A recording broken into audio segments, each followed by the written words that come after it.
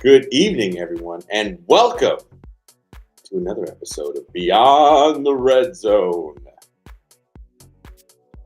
don't know why I said it all horror-y like that, but it just felt appropriate.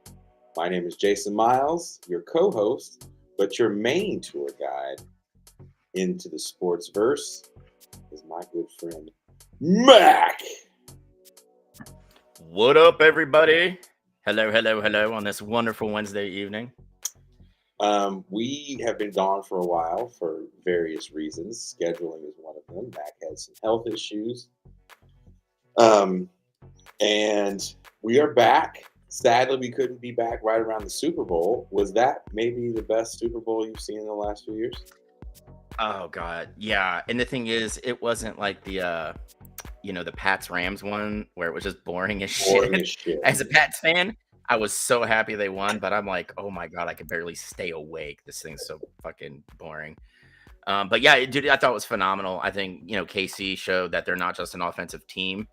They played amazing defense, really, really kind of locked down that really stupidly talented San Francisco offense.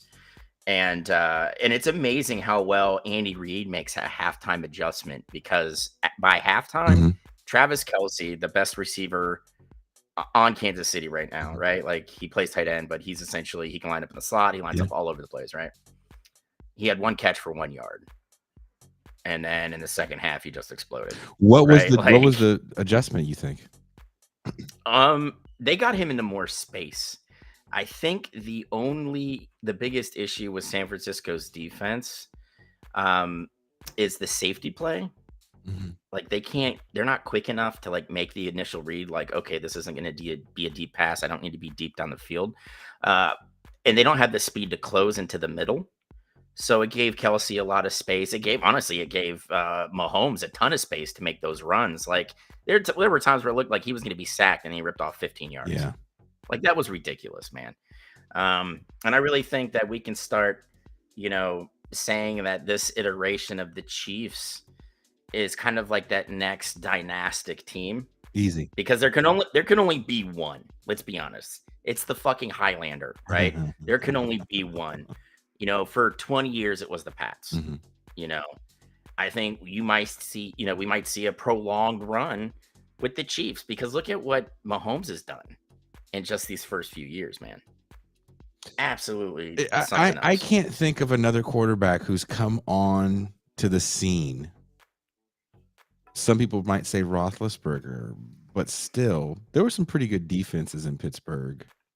Dude, Roethlisberger lived off the back of that defense. When you have a defense that only allows 15 points a game. Yeah. There is no issue for your quarterback, no issue for your offense because they don't have to put up a ton of points to win. But when you're a team like Kansas City, who those first few years of Mahomes' career, the defense wasn't that good.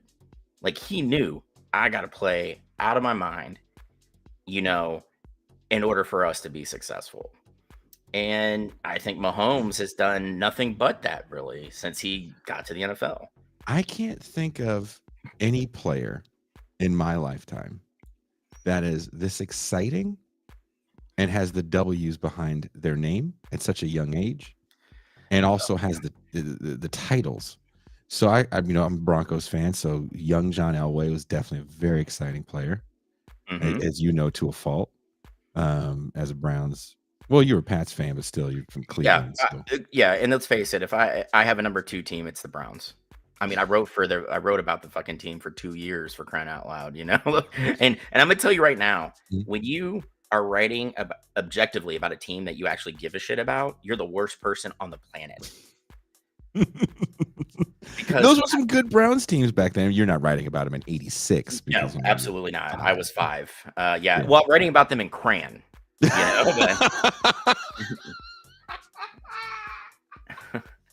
But when you Michael Vick comes to mind, even who else would you say?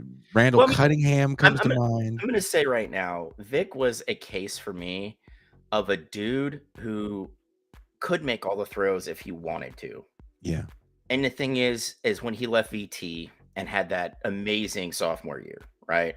Yeah. You know, he's the only guy keeping Virginia Tech in that national championship game, right? Like Mhm. he's it.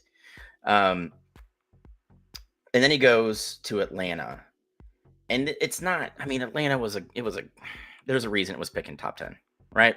Yeah. Wasn't that good? It still wasn't that good a couple years down the road, and Vic was playing just like he did in Blacksburg. You know, a very run first quarterback. He could get the ball a million yards downfield, but imagine if you would have been able to combine like second year of Philly Mike Vick with rookie Mike Vick, right? A Yeah. guy who knew how to read the field and also know when to like tuck and run. Holy shit, man. That guy would have been unstoppable. The twitch on Michael Vick was insane. Dude, he has like, have you watched rugby? Like the kind of start, Mhm. the jump stop they do, and they like at top speed. Vic was able to do that on a football field, which is nuts. You know, like nobody, you're absolutely right. The way he would just be able to shift, and it's like you couldn't even see it until they put it in slow motion. But then you look and see the defender with both knees dislocated and his ankles are broken. You know, like I can't think of anyone that's this exciting of a player. You even think of the early Dan Marino years when Miami's constantly in the championship rounds of they're in the mix. AFC. And they're in the mix, and they had that like really amazing offense with like Super Duper and Michael Clayton and Mark Clayton and Mike Duper. Yeah. And then you A had really good offensive line. Yeah, and the thing is that with what torpedo those Dolphins teams was the defense. Those Dolphins teams put like all their chips were in on the offense, and Shula's like, we're gonna get them. We're gonna get them with this offense. And they're like, hey, coach, we know you're like pretty high up there. You're one of the winningest coaches in the NFL, and you still coach for another, I think, 10, 15 years after that fact. Yeah. Should we play defense? What? Defense? No. Run us 4-3. What? They're like Joe Biden.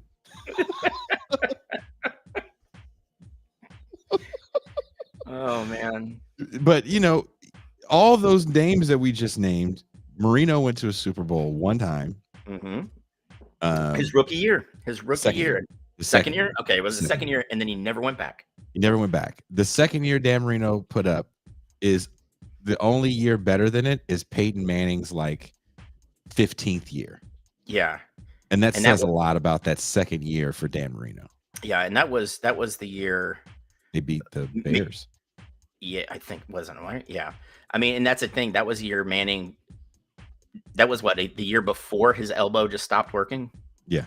Yeah. And he started throwing the punts. And the thing is, I felt bad because like we got so used to like vintage Manning, and we're like, wow. Eventually, the wheels have got to fall off. After that Super Bowl year. No, they beat the Panthers, didn't they? They beat the Panthers, yeah. They beat the Panthers, yeah. Because I remember Cam Newton taking flack for not chasing down a fumble. Watch that play again. And I hate people say you didn't put your nose in there. It's like, dude, he was walking backwards. He probably could have jumped in there, but it wouldn't have done anything. Yeah.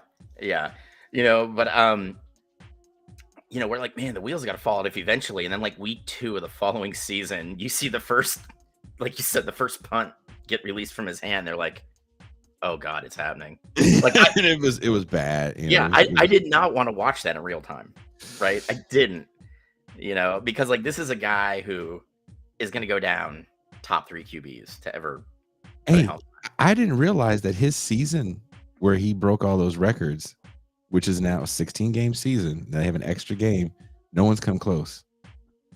And again, when we think about and they lost that year. They lost to the Seahawks that year. So when we think about these great quarterbacks, Joe Montana, I guess was fun, but I feel like that team it was fun. More so than Joe Montana. Steve Young was actually more fun to watch than Joe Montana. Yeah, don't you think that you could have put, honestly, you could have put Tony Eason in San Francisco and probably still come away with 2 Super Bowls because of, Roger Craig, Brent Jones, Rathman, You had Jerry Rice and John Taylor, that just stout offensive line. Like, I feel like I probably could have got a Super Bowl behind. Joe Montana, puts up some decent years. No one loves talking about Troy Aikman. Prolific at the time. Like, we have to give him his due there, right? Like, we had 1,000-yard, like 1,200-yard receivers before, but it was more like Jerry Rice and Largent made that the standard, right? And also remember on that team, you said Roger Craig. Roger Craig also caught 100 balls one year, and I think he's the only 1,000 player. He yes, 1,000 yards. Well, no, he was the only 1,000 one until Marshall Faulk. Oh, Marshall Faulk. Okay, good call. Yeah. I forgot about Marshall Faulk. But he was the only one for like 15 years or something. The numbers that players were able to put up in that offense, the way they were able to win games, down, kind of like you see with the Chiefs a little bit. The thing about the Chiefs is it's like every year. Yep. And it wasn't like that with the Niners. In 10 years, they won 4 Super Bowls. That's a lot. Yep. But the Chiefs are how many? 4? 3. 3 and 5. 3 and 5. Who's going to beat them? I mean, if this is okay, we're jumping a little ahead here, but I don't give a shit, honestly. I'm in a good mood, clean bill of health now, y'all, and I'm having some celebratory White Claws because they're cheap, and I had a coupon, and I'm drinking on a budget. But the fact of the matter is this: like, when we look at the AFC now, like, the only teams I think they're going to be able to keep up are mostly in the AFC North. Cincy, Cleveland, Baltimore. Right? Cleveland, if they can get Watson at 80% of what he used to be, that's going to be a phenomenal team. Okay? They got the offense, they got the defense. Cincy, they get Burrow to bounce back. We already know that Higgins is going to be given the franchise tag. And if they draft smart, which Cincinnati's front office is night and day from what it was when we were growing up. Like it's a much different team. Much different front office, I should say, that made a much different team. They've got the guns and the players to keep up. They can turn that game into a shootout. And I think that would be problematic for the Chiefs now. I like that Clark said he wants to stick around. He's kind of the linchpin of that defense up front. And that's what I give the Kansas City Chiefs a lot of credit for. They owned the line of scrimmage on both sides of the ball the entire game. Now, Mahomes was hurried quite a bit. And that's what's going to happen when you have a Bosa and a Chase Young and an Eric Armstead all on your front four that you're immediately going against. But see, what I liked is Mahomes was able to kind of get away from pressure and deliver a ball. And he took everything that was given to him, which is what I loved. When the Chiefs were down, he didn't just try and go for a big chunk play. Mm-hmm. He was like, you know what? If I can get 5 yards out of this, let's get 5 yards. You saw him audible a lot out of a pass into a run where that picked up 3 or 4 yards. That is, I mean, he came into the game already doing that. Like, he was a smart ball player. Like, he wasn't one of those kids that needed, someone in his ear the entire time. Now he's just like, bro, like, I've got a chance. He's able to, like, I hate using this phrase because it's so fucking cheesy, but he's playing chess when a lot of other people are playing checkers. He's a really. I think you're right on, though. Yeah, you know what I mean. I think you're right on. He's just done he was already good at that, and then got better, which is nuts. So he was able to read everything that San Fran's defense was throwing at him, and then I felt kind of bad for Steve Wilkes. Like, he's the guy that got like the 1 year shot in Carolina, got fired. He gets picked up, and maybe he doesn't have the right system for all the players San Francisco has. But why the fuck would you fire a guy that coached a top 4 defense? I'm just like, okay, maybe Shanahan is the smartest guy in the room, right? Well, you saw who he picked up. Yeah, I mean, Staley's going to be a defensive assistant. They promoted their DC within. Like, for me, I'm sorry, dude. I'm gonna tell you right now, Virtuoso. I agree with you. Steve Spagnuolo he's done a phenomenal job with that defense. since he took over. Phenomenal job. I don't think anybody could take it away from him. That guy was a system guy for years. Got his taste at being a head coach, didn't work out very well, and then was like, you know what, I'll have a system, but what I'm going to do is cater that system to the players I have and put my players into the best positions to succeed at their, where they play. And he's done a great job, a phenomenal job since he's done that. And I wish more fucking coaches would do that. Von Miller, the Jason Myles of linebackers. Dr. Claw, I agree. I'll take that. I'll take that every day of the week and twice on Sunday, dude. I'll take that every day of the week and twice on Sunday. Now I want to fast forward because I don't want to take all of your time tonight. I don't know if you watched the show last night. It was intense to say the least. Jason, I didn't get to watch the show. What I did last night is because I'm still kind of sore. Mm-hmm. I did yoga. I stretched. Mm. I sat down with some water, and I'm playing Witcher 3 for like the 5 millionth time because I was laid up. I was like, might as well. And then what I decided to put on? The last champagne room you did, and that's when I texted you, Jason. That's what you were talking about. Yes. What was that? Which one was that? Which one was that? Was that the squirting one? Cat Williams and Joe Rogan. Oh, I clipped that, by the way. Oh my God, That's friend. Coming out next week. Yeah. I was just like, I got on Patreon. I'm like, I saw Pascal's back, glad he's, glad he's back with us, back in the fold. And I'm like, all right, I'm gonna listen to this one because Toussaint's on and it's you. And I'm like, this is gonna be funny as shit. And then I immediately hear Joe Rogan, and I was like, no. And then you hear Joe Rogan, what about the pyramids, Cat? And I'm like, oh God, no. And it was just this. It was Boo Boo. Yeah. Like you heard the plane, like, raw Boo Boo. Yeah. And I'm like, I'm having to like pause and like laugh and cry all at the same time. It was a whole emotional roller coaster for me. Like I swung violently into rage for a little bit and then back into laughter and I'm with Pascal the entire time, like, and he's just like, what? I'm just sitting there like, Jesus Christ, man. Raw Boo Boo, man. That's what he's Yeah. You know what I mean? And it's like, this is the one I picked. This is the one I picked for myself. Well, you should have. I made a clip and I dropped it today. Me and Pascal, Bert Cooper. The whole is me, Pascal, Bert Cooper, Jason England, and Toussaint all watched that David Lucas guy that's friends with Joe Rogan go on Willie D's show, and we just ripped this dude. Oh, we ripped this dude. And see, this is hitting close to home because I don't know if you saw who won the Republican primary here in North Carolina for governor. Is that the black guy? Oh, the large black man, yes. Yeah. Raw Boo Boo. Trans and leftist shot. Crazy as fuck. Trump is the God Lord of the universe. So when I see this, and I told everybody, I'm like, he's going to win the nomination. Everybody's like, there's no way. North Carolinians aren't that bigoted. I'm like, where the fuck have you been?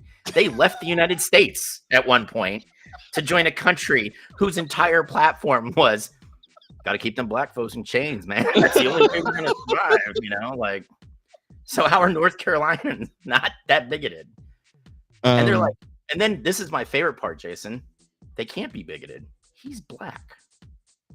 Oh, that I love that when people just go, oh, but they're black, and that means that it's okay. Look, we have a colored. That's what this guy was for Joe Rogan, and there's a clip up right now where we shit on that guy. But I have to you have to learn a new term. I haven't put it on the soundboard yet. Okay. But when I was growing up, if a kid took a crap, your parent, my grandma called it boo boo. You gotta go boo boo. So I think this dude is like a mayor of some city or police chief or something. And he's explaining why they couldn't go into a house. And he says, because the house smelled like boo boo. But then he goes, raw. And he says, raw boo boo. And then this woman made a song about it. And I just need you to see this, man. Okay. Smell like boo boo. Raw boo boo. Hello? Hey, what's up, Rita? How you doing? Can I come over tonight? Can you come over tonight? Yeah. Nah, darling, you can't come through. The real reason you can't come through is cause my house smell like boo-boo. Oh. And not just any kind of boo-boo, like raw boo-boo. You ever smell raw boo-boo? Yeah.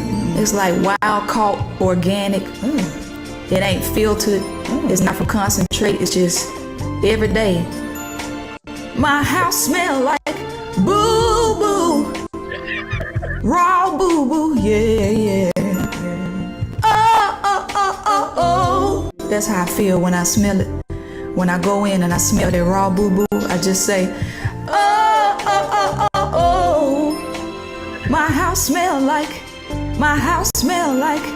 it smell like raw boo-boo.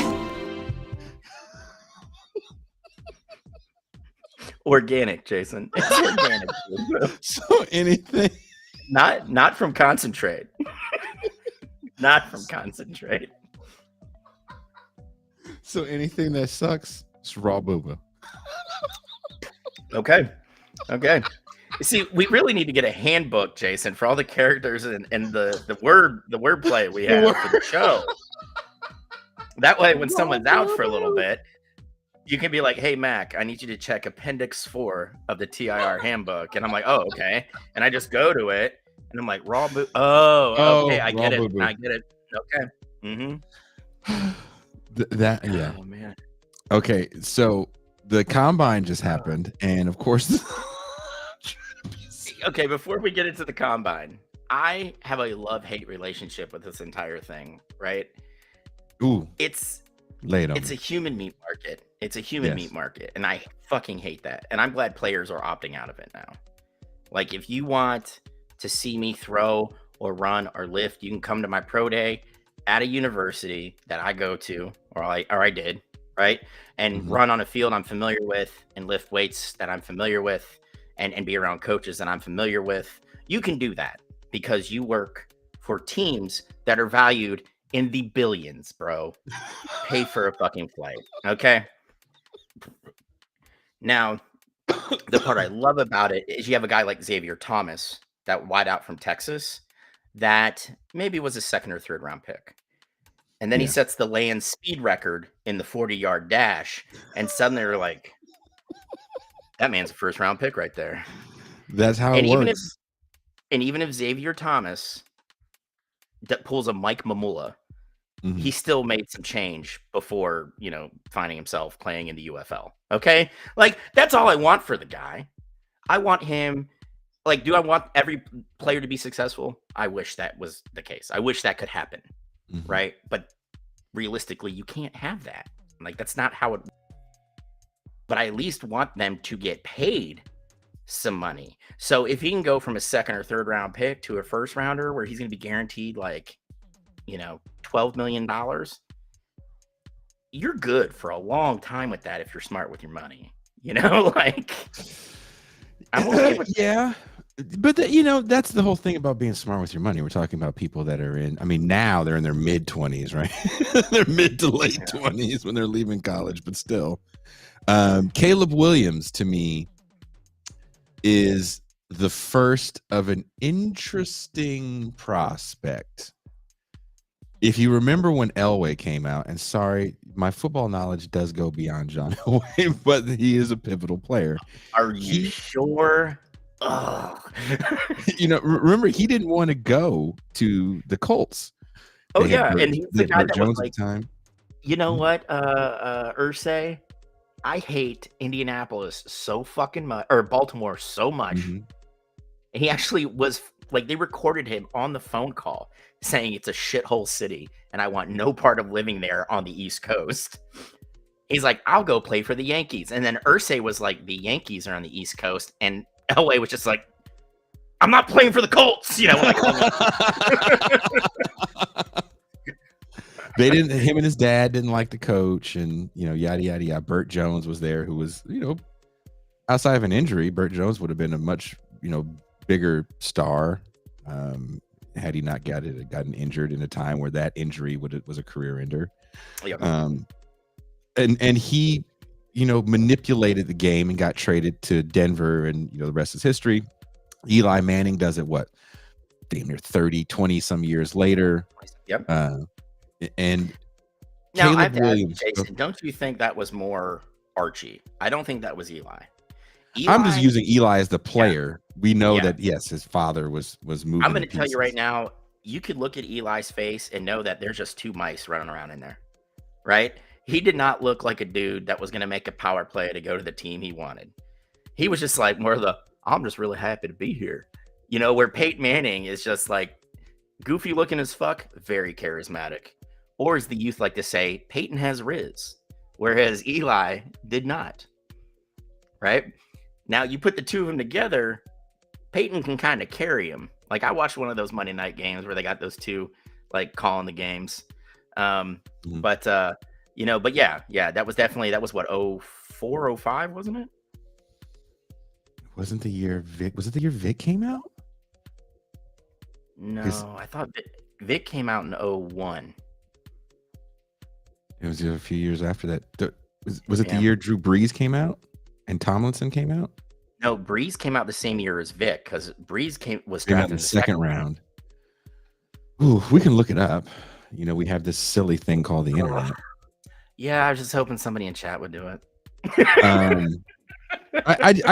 But do you think, because Caleb Williams has made millions of dollars playing at the University of Southern California, and let's not think that he didn't make a big chunk of change at Oklahoma as well.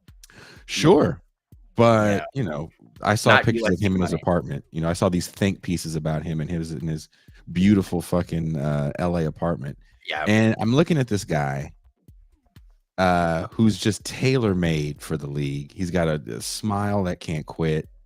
His game is otherworldly. You and I are both every throw in the pocket, not out of it. He can make it every throw in the pocket. Pressure does not bother this young man at all. All the knocks on him are BS. Oh, absolutely. But I really like what Justin Fields did at the end of the season in Chicago. Dude, let's just get this out of the way right now. Justin Fields willed the Bears to 4 of those 7 wins. He really did. Yeah. He still needs some polish as a passer. Yes, very, very true. When you look at the system he came from at Ohio State, it was use the cannon. You didn't see a lot of dump off throws. Nope. Right? Because that's not how the system works. Nope. All right. It was stretch the field, use the speed you have on the outside. That's why he was so prolific through the air for a guy who needed some work throwing the ball. Right. But the best Ohio State quarterbacks do what well? They run. Okay. With the exception of JT Barrett. That's a conversation for another day. I don't want to talk about JT Barrett right now because I'm in a good mood. But he gets to the NFL and he gets into a team that just there's always a lot of turnover. A lot of kind of trying to force a square peg into a round hole. Why don't you keep the offense a little simpler? I don't think the players are going to be mad if the skill players are going to be mad as long as they're getting their touches and their yards, right? Yeah. You don't need players or you don't need playbooks that are so dense that it takes you out of the 35-second play clock. It takes you 20 seconds to get the fucking play out. I hate you that. Don't need that. Yeah. You don't need that. You're not being cute, right? The thing is, there's so much coaching turnover that we know what the difference between an X receiver and a Z receiver is on 2 different teams. We know that. So, why do that? And between not this past season, but the season before that, Fields was putting some things together, and then Luke Getsy comes in, who's just I don't understand how that fucker's still working. But Justin Fields willed the Bears to 4 out of 7 wins, and the Bears shouldn't have won 7 games last year. Should not have won 7 games last year. Mhm.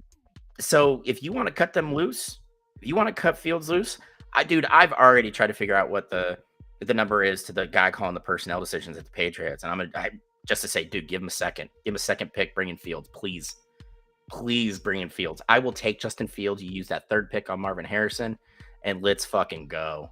I don't see a playoff, appearance, but you know what would be better than the fucking shit season we had last year? 7-8 wins. I'd take that with a smile. In building. Yeah. In I'd be building. okay with that. And well, okay, so do you think then the Bears are just going to go draft Caleb Williams and not? There's a lot of value in that pick. They can get a lot of picks for that one. This year, I'd trade out of that spot if I was Chicago. Here's why they don't. Okay. Gosh. And everybody, if you watched the last regular episode of TIR that I did, I talked about stadiums. Mhm. What are the Bears trying to get right now? Uh-huh. A new stadium. They just bought an old racetrack outside of the city in the burbs to put up a brand new state-of-the-art stadium. Gotcha. If you go ahead and draft, if you don't draft Caleb Williams, right? Because it seems like the Bears, the writing's already on the wall. Fields is gone. I think that's something that's like the worst kept secret in the NFL right now, right? Mhm. Go ahead and trade out. And Jason, I'm with you. I would trade back, try and get like a second first round or another first rounder, because the Bears also picked 9th as well. Mhm. And try and just stack as much first round talent, because what is it? It's cheap. It's under team control for 5 years if you pick up the option. Right? Mhm. You're able to cut salaries, manage the cap. Stadiums typically take 2.5, 3.5 years to put up, right? Mhm. To get up. Mhm. Within that 5-year window, your team's already on the up. I think Caleb Williams would be very good. I think he's going to need some coaching. You know what I mean? Yeah. Like, he's going to need an actual dedicated quarterback coach, not the fucking, well, I'm the OC and the QB coach. No, not in the NFL. You cannot fucking do that, because that quarterback needs somebody to talk to and bounce things off of directly. Mhm. And as an offensive coordinator, you cannot do that, right? There's just too much going on in the game right now for you to be able to do that. So that's why I think they do it. We bring in this guy that's going to put asses in seats in our last few years at Soldier Field. Going into the new building, we've got some momentum going. With there's a lot of young talent. They're starting to draft a little better. I'll give the Bears that. They just can't coach it very well. I mean, if we're being honest. But that's why there's a new stadium to be had, and they want people to be excited about the team going into it. And what's not exciting? Trading back. I mean, I hate to say that, but that is the long and short of it. But if you're building, can you get excited? Because again, Justin Fields kind of showed out at the end of the year. DJ Moore is a fun receiver to watch those two build together. Yes. I think you Yes. have a nucleus with those two. Maybe do you just go trade and with your 9th pick take the best D end? Yeah, I mean, they're gonna have to get better on the defensive line. I would probably go ahead and maybe try and sign or draft. Maybe sign one, draft one. Corners, 2 corners that you can never have too many in the NFL these days. And just be smart. Like, the NFL salary cap went up $30 million between last season and going into this season. So there's a lot of extra money out there, unless you're one of the 7 teams that was over the cap.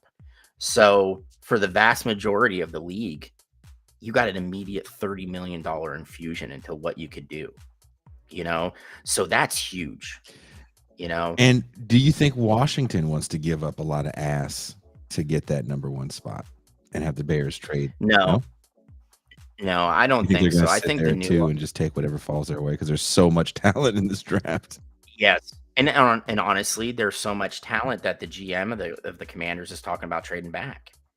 And that would be smart, because there's so many holes on that team. They're not close to competing, right, in the NFC East. Mhm. The NFC North, I think, is maybe a little different. right? Like we had the Lions. We saw the Lions explode. Oh, that was Like beautiful. they had an amazing was beautiful. season, Yeah. right? And there's a lot of building blocks there, a lot of young players. But you know, we have extra wild cards in the league now. So, okay, maybe I can't win the division, but what I can do, bam, I can go and get a wild card, right? Mhm. And I think it's easier to do that in the NFC North, where you might have a completely rebuilding Vikings. The Packers look better at the end of the season when Jordan Love got acclimated to the game, but the Packers have a lot of holes too, you know? So, and then you have the Bears. You know, it's just, you know, it's going to be easier for them. Like if I'm the GM of the Commanders and I'm looking at the writing on the wall, and I'm the GM of the Bears and I'm looking at the writing on the wall, me as the GM of the Bears, I'm going to pack as much talent as I can in now and hope for one of those wild cards. And because that's what Bears fans want. I don't even think they give a fuck about winning the playoff game. It'd just be nice to get back there. Right. So, you know, when you look at the Commanders, that is a very talent deficient team. And they broke BTR rule number 1. They trusted a UNC quarterback. You don't do that. You don't fucking do that. And that's what I'm trying to scream at the Patriots right now. I was like, do not take Drake May. I don't want to see another Tar Heel QB. Why do these people think Drake May is going to do anything in the NFL? Why? Did he wow you at the combine? Honestly, He didn't even throw. think- Did Drake May throw? He didn't throw. No, he's thrown at play day or at pro day. Pro day. And honestly, I got to watch a lot of Carolina football. He looked good against ACC teams. I mean, and let's face it, that's nothing to get excited about.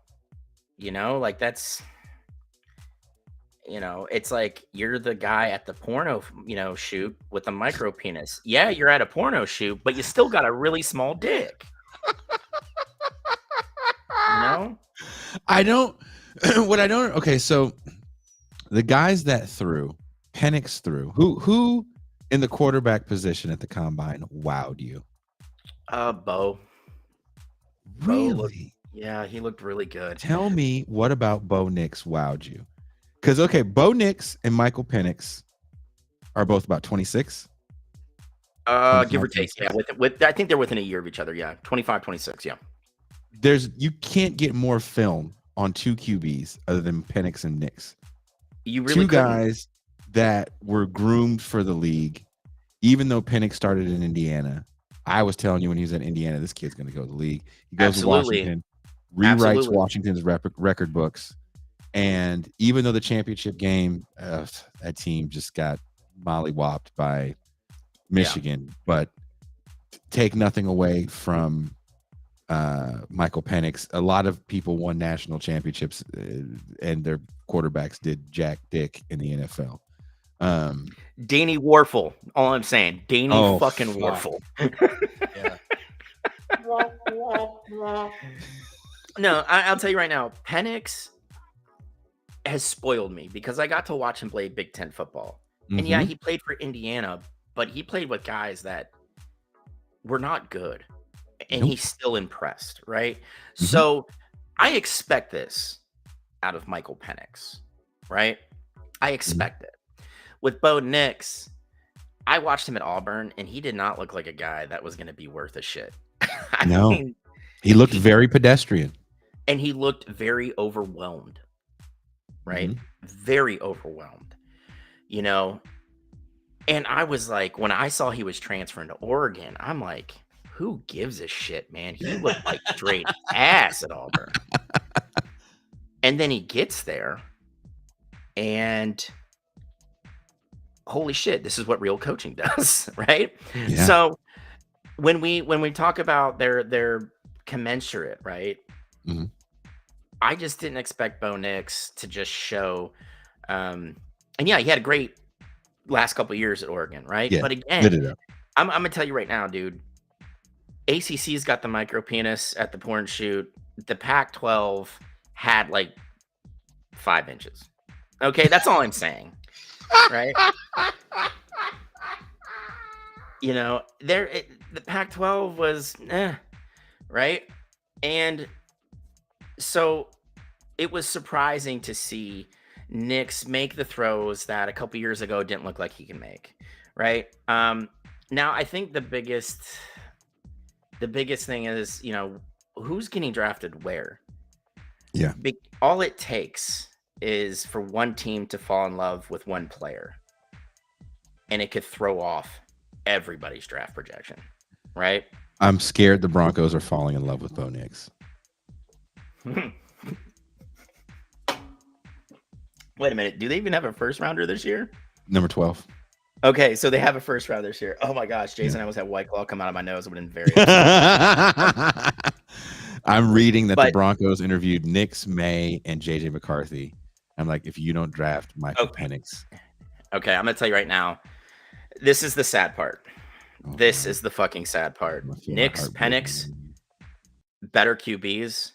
JJ McCarthy is going before both of them just because he won a national title. And JJ McCarthy can go before, as long as he doesn't go to Denver. The thing that kills me about JJ McCarthy is he's not that good. The running game and defense carried Michigan the entire time he was a starter. Mm-hmm. I don't understand how Joe Milton lost the job to JJ McCarthy. Milton was the quarterback that transferred to Tennessee, and I don't know if you saw what he did. Off a knee, threw it 75 yards. Air. Just yeah. Right? How does a guy with an arm like that lose a job to JJ McCarthy? I'm just like, fuck. And this isn't Ohio State hate, right? This is JJ McCarthy is the epitome of a game manager. He does exactly what you tell him to do, right? And that's all well and good.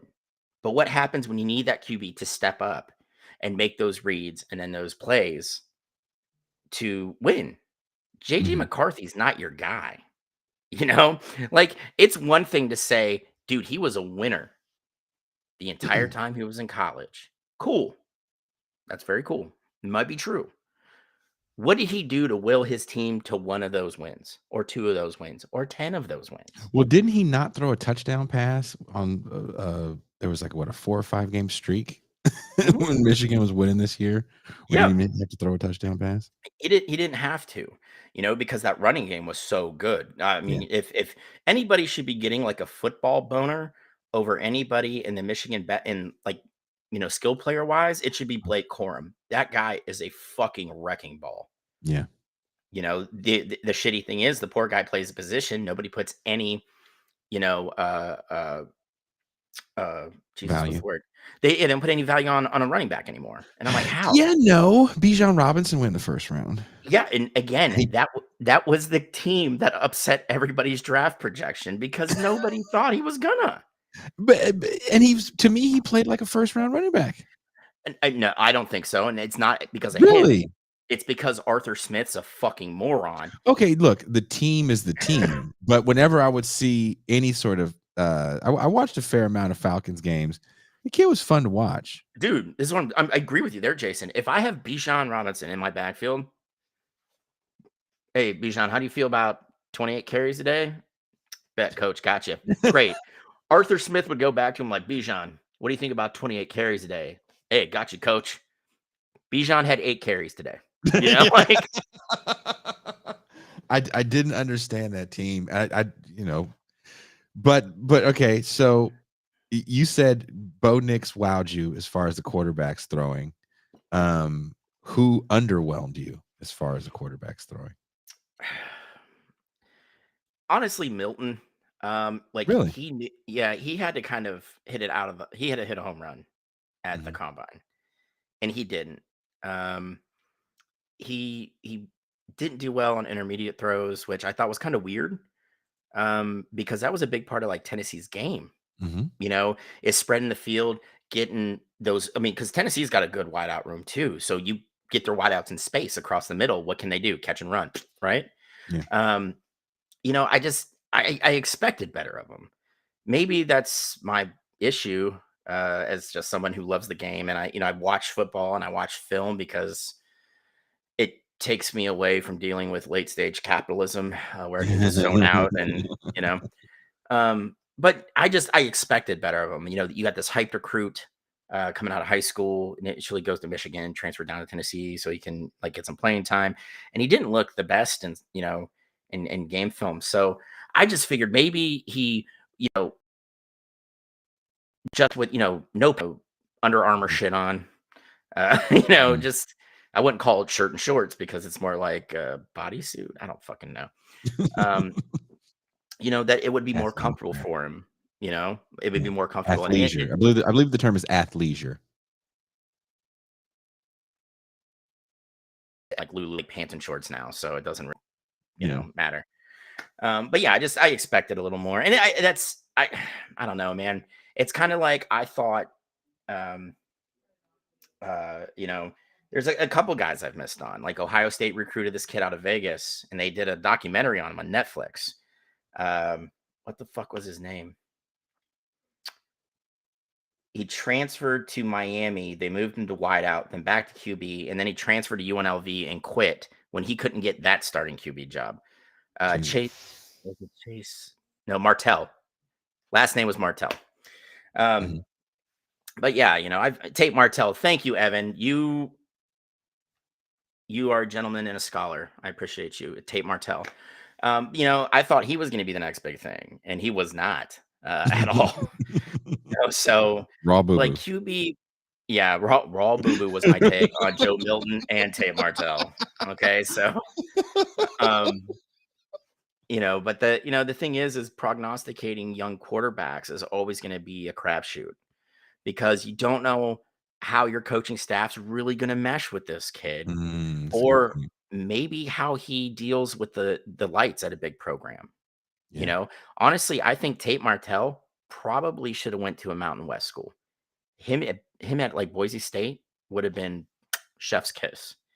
And then maybe you transfer to a bigger program, once you got some game film, but he went right to Ohio State and he could not win that job. That quarterback room was fucking packed, dude. And the thing is, when Justin Fields transferred in there after his 1 year at Georgia, Martell was like, I ain't going nowhere. Season started, season gets to week 2, he transferred to Miami. He's just like, he wasn't even fucking QB2, man. That's how bad it was for Tate Martell. Remember when quarterbacks just stayed on the team and then they still got drafted? Matt fucking Castle. Case in point. Say no more. Yeah. But no, I mean, like, think about, do you remember Miami? And that's okay though. Like, I love this. Like, I think there still needs to have some work to be done with like the transfer portal opening and maybe moving back signing day, but I love it, man. It's like having 2 free agency periods and like but 1 4-month I don't care where these kids go. Ultimately, it's the student athlete. One thing it has done, and I think this is for the better, it has destroyed that idea of the student athlete. Oh, which I'm fine with. Thank you. I'm totally fine with that. Right.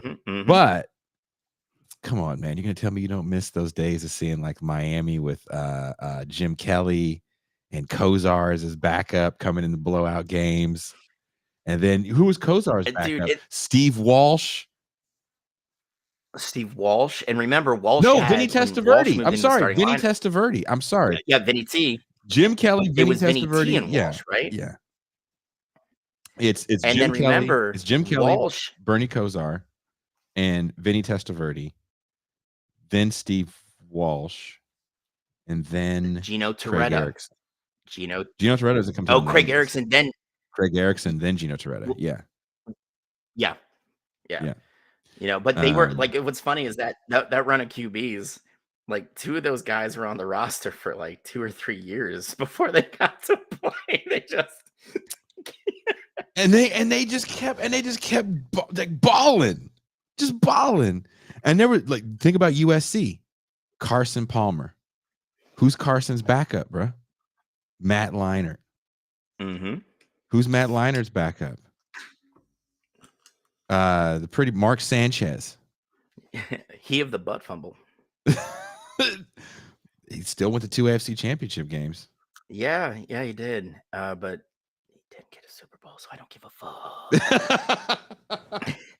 I'm just saying that there were some schools that, when we think about the quarterback rooms in some of these schools, and the talent, the competition that must have been happening. And even I was watching an interview with Matt Leinart talking about being a young person at USC with Carson Palmer and all those guys and rooming with them, and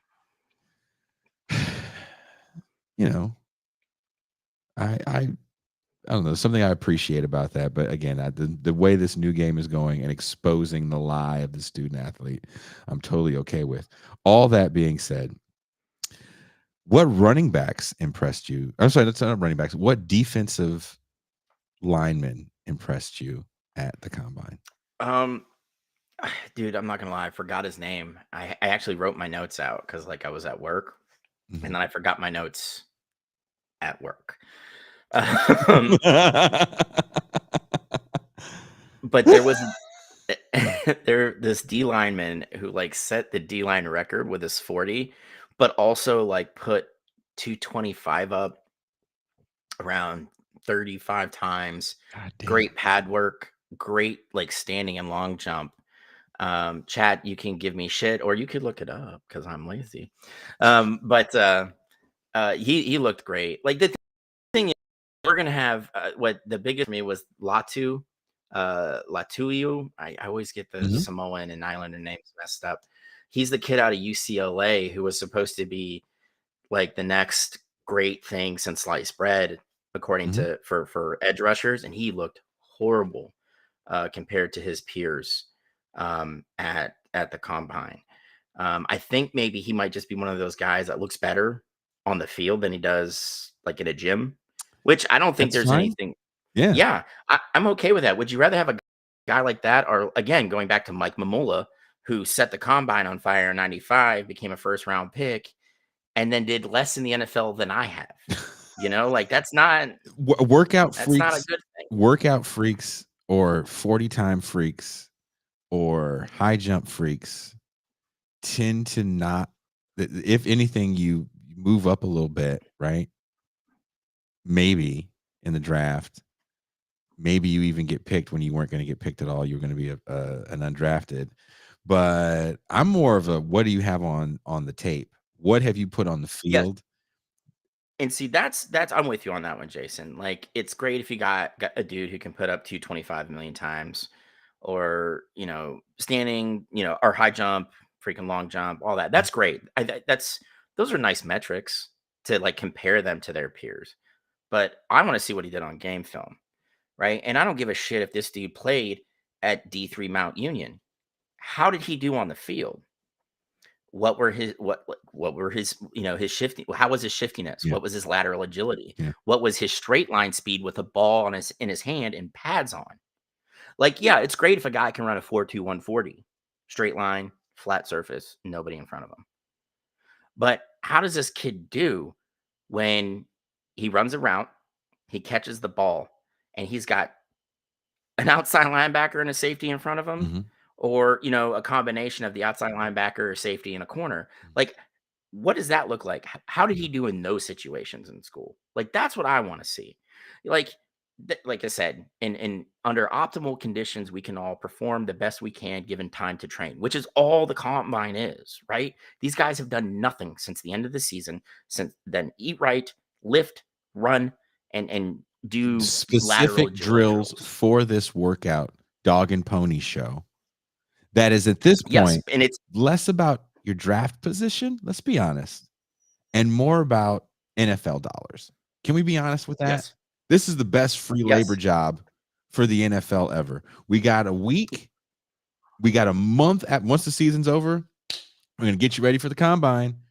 Remember when the combine was like a handful of coaches and scouts, and they weren't? Oh yeah, the thing is, I remember growing up, you might have gotten half the coaching staffs in the NFL to show up. Yeah. And maybe if you're not sending coaching, someone from the staff, you'd send a front office person, but who certainly wasn't going to fucking be there unless you were picking in the top 5, the general manager. Yeah. You got some kind of like advanced scout. You're not even getting the lead scout. This is like the guy 4th down, the pecking order, right? Who's like in bed at 12 o'clock midnight. and the lead scout calls him up. He's like, "Hey, Jason, yeah, I got you a red eye. You're going to be at Boston Logan at 5, and you're flying out to Indy. All right. do I have a choice in this? Do you want a job? Get your fucking ass on the plane. You know, like Yeah, you're gonna take some notes and you're gonna tell us, you know, what we already know about the player we're not gonna draft, or a second round guy, or maybe a guy we're gonna get now in the third round. Where that's really what it's for. There's a reason why these guys don't throw or run, or if they run, it's like, keep in mind, these people that are breaking records that you're hearing about, they're not going to be top 10 picks. No, I mean, the thing is, like I said, Thomas was going to be like a mid to low second, early third rounder, runs a 4.21, probably got himself into like the bottom 10 of the first, just with that. Maybe. And honestly, that's because people look at people like Tyreek Hill, T. Higgins, Jamar Chase, all these guys that were burners at the combine, and they're like, we need a guy like that. The thing is, with Xavier Thomas, Texas has had very good seasons the last few years. Yeah. I have to give Sarkisian a lot of credit. Had some good receiver play. Yeah, but you know what? It hasn't been LSU good. It hasn't been Ohio State good, right? It hasn't been, and I would argue that those are the two best wide receiver rooms in the country right now. At this point in time, the two best wide receiver rooms in the country are Louisiana State and Ohio State. And if anybody wants to throw anything out there, we can talk about it. But I don't think you really argue that point right now.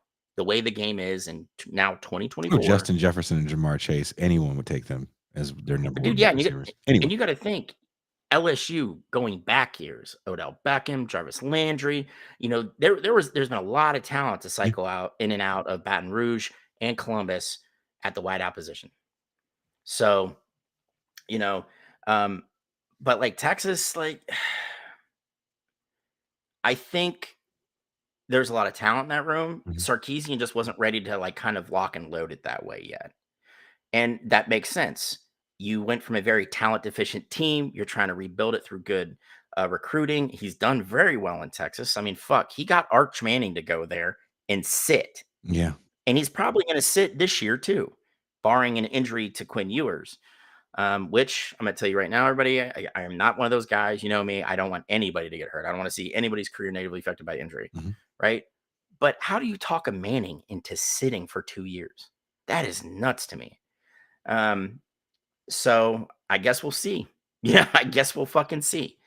But, you know, I just don't think that. I hope I'm wrong for Xavier Thomas. I hope Xavier Thomas gets drafted at the bottom of the first round and goes out and just balls. Yeah. Yep. That's what I want for him. Well, okay. But I don't think that's going to happen. Let me ask you about another player, and then we can get into the draft. We'll do the first round. We'll look at the first round. What's projected, and you tell me what you think. And then we can go night-night. Jaden Daniels, in my opinion, is too thin, and he doesn't. I remember watching RG3 at Baylor, who also was a similar build, but man, RG3 threw the prettiest deep ball.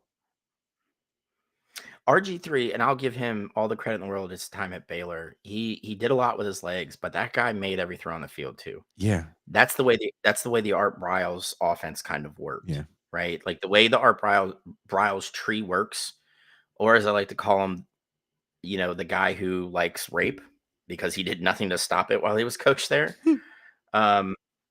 You know, it went, your initial read was the deep read. Right? And then you just went down, you know, depending on the time in the pocket you had. That's how his kid, Kendall Briles, runs essentially the same offense. Your first read, your initial read is that deep man. If you see he's got separation or he's got behind his man, that's where you're going, right? You let him finish out his tree and you like huck it, chuck it football, right? If you see he's not behind his man or his man's going, you know, sitting there with him, your next read down is the intermittent throw. And then you have an out, whether it's the tight end or the running back, right? So can you imagine, right, the patience that has to take, and you have to make the decision within 2 seconds. You know, and RG3, I think, was like a 67 to 69%, you know, completion percentage dude in college. Like that's phenomenal. You know, absolutely phenomenal. So Jaden Daniels, I didn't really like. He was more like he got better the more he played, which I think is a natural thing. Like the game kind of slows down for you, you get used to it. But the question I always ask is, was Daniels a beneficiary of just having really good wide receivers? You know, He was exciting to watch at Arizona State. I'll well, you got to think, dude. Arizona State, man, watch yourself. talk about a drop off. Talk about a drop off from like mid to late 90s, early 2000s.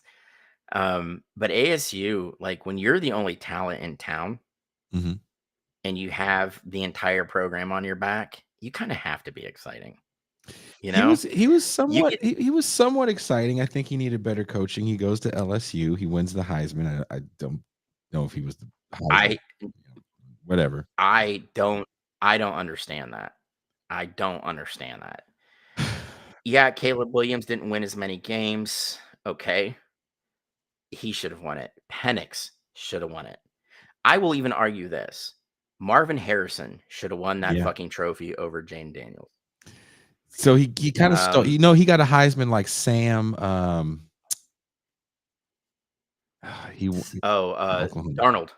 No, Darnold never won a Darnold. Heisman. Sam Bradford. Sam Bradford won a Heisman one year. I was like, really? Was a real quarterback in the league. But okay, and let's face it, Mhm. Sam Bradford is the smartest man alive. 2 major knee reconstructions in college. Mhm. Another 2 in the pros. Mhm.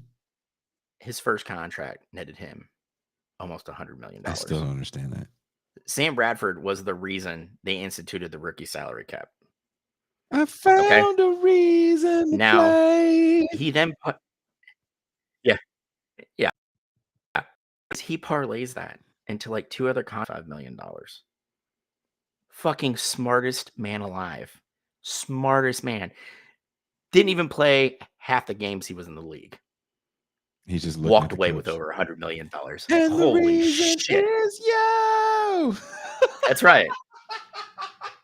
See, Sam Bradford goes to rookie symposiums to tell guys how to like be good with their money, and the NFL just plays that song for him. When He says he walks up to with his knees bone on bone. Yeah. I'm not a perfect person. I can barely walk right now. I can barely use these knees. But you think about Jaden Daniels is projected. I'm looking at an NFL mock draft by CBS Sports here, Mac. Oh yeah. Let's share the screen. You know what? It's 2024. Let's use the technology at our hands. Modern we have the technology. Require modern solutions. That's the key. So let's look here at the first round. We'll blow the screen up. Wow, they have Jaden going second. They have Jaden Daniels going second. They say Cliff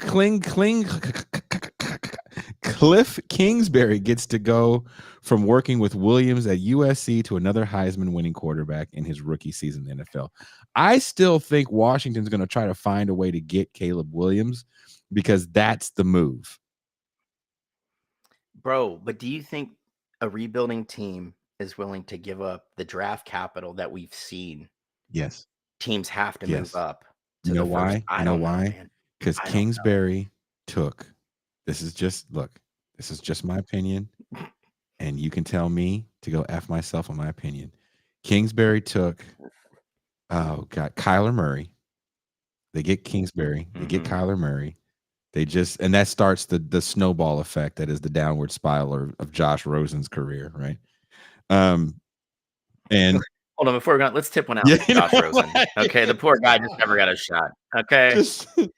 Even if you're sober, that's okay. Just take your cup of water. Josh Rosen is like, remember that scene in Forrest Gump where he's trying to sit down? This seat's taken. Everywhere he went. Like, if I'm Josh Rosen, like I had a buddy that was like, why hasn't Rosen like went to the UFL because the UFL is dying. Like they want to stack all 8 teams with at least 3 QBs, right? Because the NFL wants developed quarterbacks, right? And where can you get a developed quarterback cheaper? College or the UFL? The UFL by a mile. And I'm like, I think he didn't really want to play in the NFL. And I've told this story here before. Josh Rosen, before he shut his Twitter account down, on his profile picture, it was him in a Dolphins picture. His header was him drafted by the Cardinals. By the Cardinals. And then in the bio, it said Niners QB. Right? Like, my buddy was like, "Are you kidding?" And I had screenshotted it because I thought it was hilarious. And then the pinned tweet, Jason, was him in a preseason game as a member of the Dolphins. Like, that was his pinned tweet. So, like, he's all over the place. He never. And I said, "Look, this seat's taken." That's all he got. But Kingsbury takes Kyler Murray, and that team gets exciting, and they win some games. They go to the playoffs, and now we look at the Cardinals a little different. Kyler Murray is a real deal number 1 quarterback at 5 foot 10 inches. 5 foot 8 inches. What are you talking about? Yeah, he's still 5'8". Crazy arm, crazy accuracy. Yeah. And I think with a guy like Jaden Daniels, who's 6, let's see what the height is on him. They have the height up here, 6'4". What's the weight? What do they say he's weighing? They're saying he's coming in at 210. Bullshit. I would give him 200 even. 200. And that's all that height. Yeah, I think he's real light for the position, and I saw what light did to RG3. Yeah, I mean, this is one of those cases of players. We've already seen a huge transformation how players approach sports nutrition and taking care of themselves. Yes, during season and postseason, right? Mitchell, he's got ass in bio because that's all that motherfucker pulls. Have you seen Josh Rosen?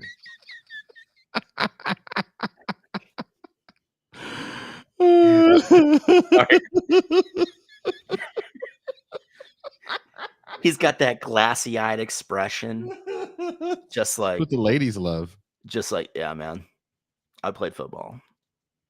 I still got some number 1 draft money. Want to bang? Yeah, man. Like, I live with my mom, so like, I didn't have to pay rent. I got a lot of money. What do you think? Go back to my place. We'll get there. My mom will probably have a snack for us. It's great. Look, I'm not gonna shit on that. I will never forget this. This is like the greatest family ever to this day. Me and my ex were on tour, and there was this kid that would host this radio show out of Austin, and he would always have us on. And so we played a show in Austin, and he said it kind of.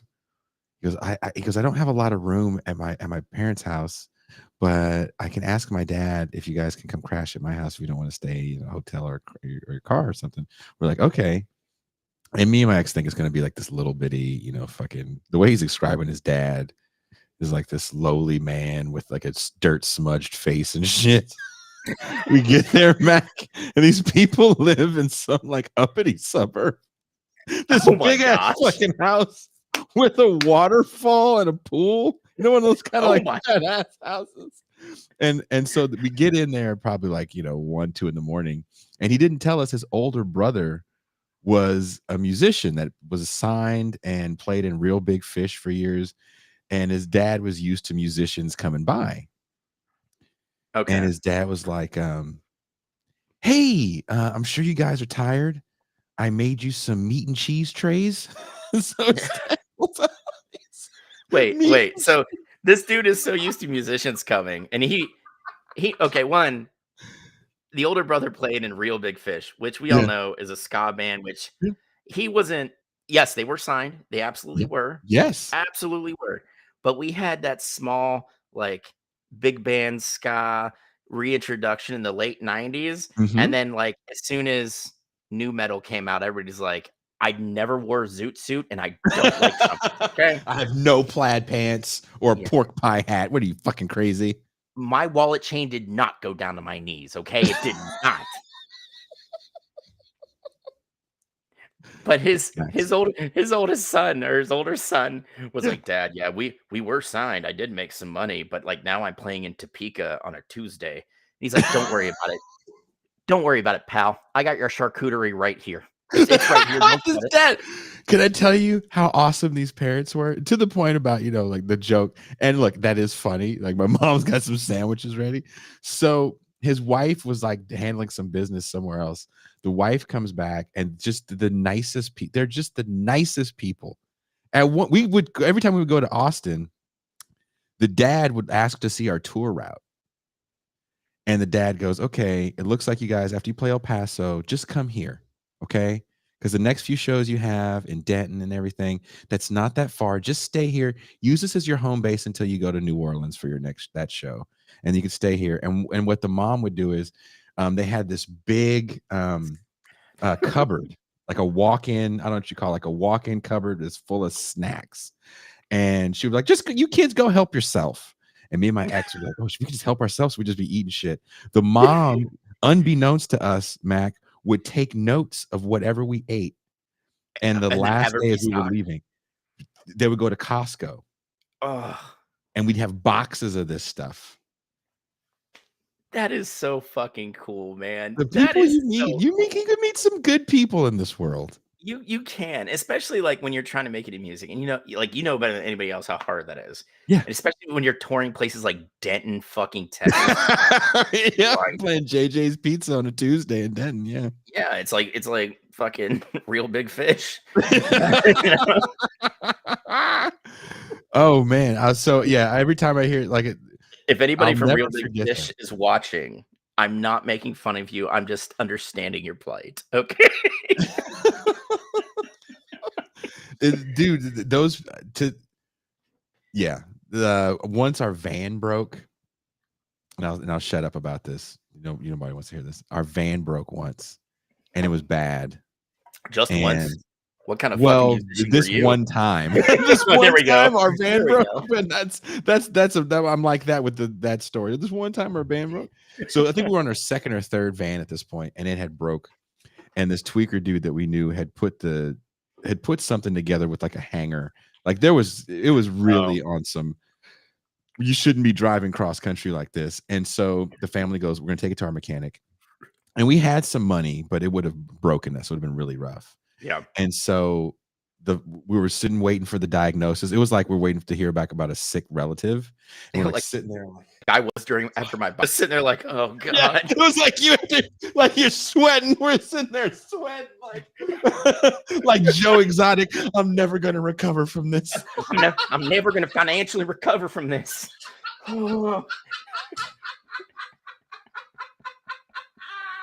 We're sitting there sweating, right? I will never. I can even remember what Chicky was my ex's name. What Chicky was wearing. She was wearing this kind of pink little fucking tank top thing. And so the phone rings, and the mom answers the phone, and she goes, "Yep, yeah, go ahead. Just use that card. Okay." Hangs up the phone, and me and Chicky look at each other, and we're like, "No way." And the mom goes, "The van will be ready tomorrow. Whoever did that work to your guys' car, don't let them touch anything again." Right? So mom's like scolding us, right? And so my ex starts crying, and there's other things these people did for us, but this is this. I think the story is funny. And so my ex starts crying, and she walks over to the mom, and she goes, "You can't do this nice stuff for us. We appreciate you guys. We love you guys so much, but we can't accept this. It's not like you guys are millionaires." And the mom looks at Mike. She goes, "Oh, sweetie, we are."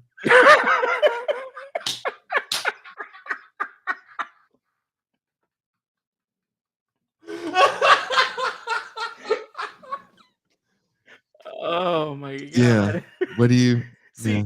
And that's the thing. Like, I hope at that point your ex was like, "Oh, then okay, we're good." Mm-hmm. Jason, I'll be right back. I have to get my eye makeup. Okay.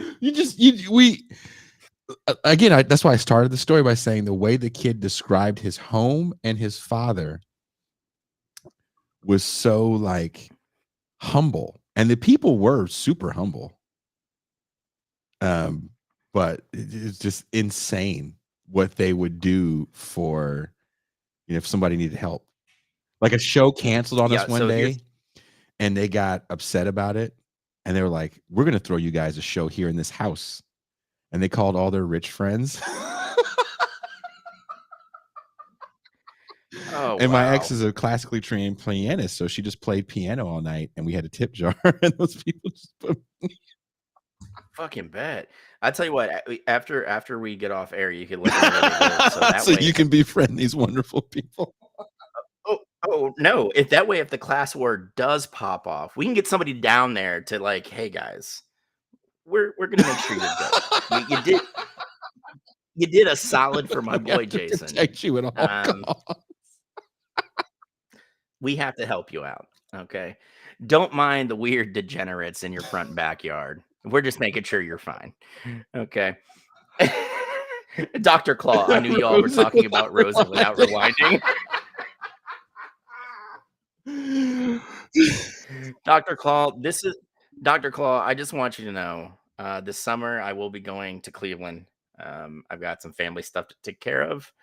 So maybe you hit me up on the artist formerly known as Twitter, and we could meet so I can finally figure out what the fuck you look like, because I picture you like as a man of learned letters with leather-bound books, and you smell like Dr. Claw. In my mind, Dr. Claw is a cross between Jeffrey Osborne and Billy Ocean. Just one of them nights. One of them nights feel like getting down. Okay. Can you woo woo woo? Can you woo woo woo? Yeah. You knew who else said they couldn't financially recover from something? Real Big Fish after the album deal ended and they bought the fucking mansion. You know? I'm never gonna find it. Do it again. Do the joke. Interscope's just like, hey man, ska's over. And they're like, oh, but I bought a home. Where'd you buy it at, man? California? Oh yeah, you're not paying the taxes on that. You're fucked. You're fucked, guys. Okay, you just yeah. Get out of here. Oh man. Okay, so with pick 3 though, we see my Pats. Who do you think they pick? The Pats? Oh, dude, I don't think you let Marvin Harrison. It says the Pats wait on drafting a young quarterback. Maybe it's Michael Penix in round 2 and nab the consensus top wideout in the class, Marvin Harrison Jr. Yeah. I just think at this point, maybe you can't draft a young QB, right? But you know what you can do? Have a weapon there that can catch a ball from anybody, right? I think that's just as important. So do the wideout. Like the running back room's pretty good. There's some talent there, right? There's a lot of work that needs to be done on the offensive line. The defense is strangely like pretty good. Well, I shouldn't say strangely, but like for a team as bad as New England was, the defense kept them in a lot of games that they should not have been in last season. So I don't think you have to like focus on how much the of that do you think was Parcells? going into. You know what? I'm gonna go ahead and say it. I think that was more Mayo. Okay. And I think, and I understand that in his contract, he was supposed to be next man up. That's why he stuck around in New England. But the fact of the matter is, the defense played a lot harder than the offense did. And I think they did that for Mayo. Those players love. So do you think that the offense? Well, we don't know. We don't know what the team's going to look like. We have no idea yet. I mean, I'm interested to see what like OTAs in the preseason. Do they get rid of Mac Jones? Oh, Jones is gone. Jones is fucking gone, man. There's no way he can come back. And like the thing is, I was on a small podcast that me and my friends started called Hometown Crowd, and we live streamed the first round of the year Jones and Fields came out. And I, Ohio State fan, Pats fan, I'm like, Justin Fields, baby, right? And, there's all this talk that the Pats are going to trade up, try and get Fields. And I'm like, yes, let's do that. Let's do that. The trade never happens. Fields ends up in Chicago. And we only had like 15 people like in chat, like there's 15. And it's mostly like our friends that are like trying to pay attention, but they're just there for support. So there's only like 5 people really talking in chat. And somebody pops up and it's like, it's going to be Mac Jones. And I'm like, fuck no, I don't want Mac Jones. And my boy Tim's like, well, why not? Do national title winning quarterback, He played in the best offense in the fucking country with the most talent. What happens? One, when he follows up Tom Brady. I don't give a fuck how mentally strong you are. I don't want to do that. I went to war a lot. I like to consider myself mentally strong. You know what I'd rather do than follow Tom Brady as the QB of the Patriots? Go back to fucking war. Okay? Like, do that. The shoes are just too big to fill when you don't have a team like Bama was when Mac Jones was the quarterback.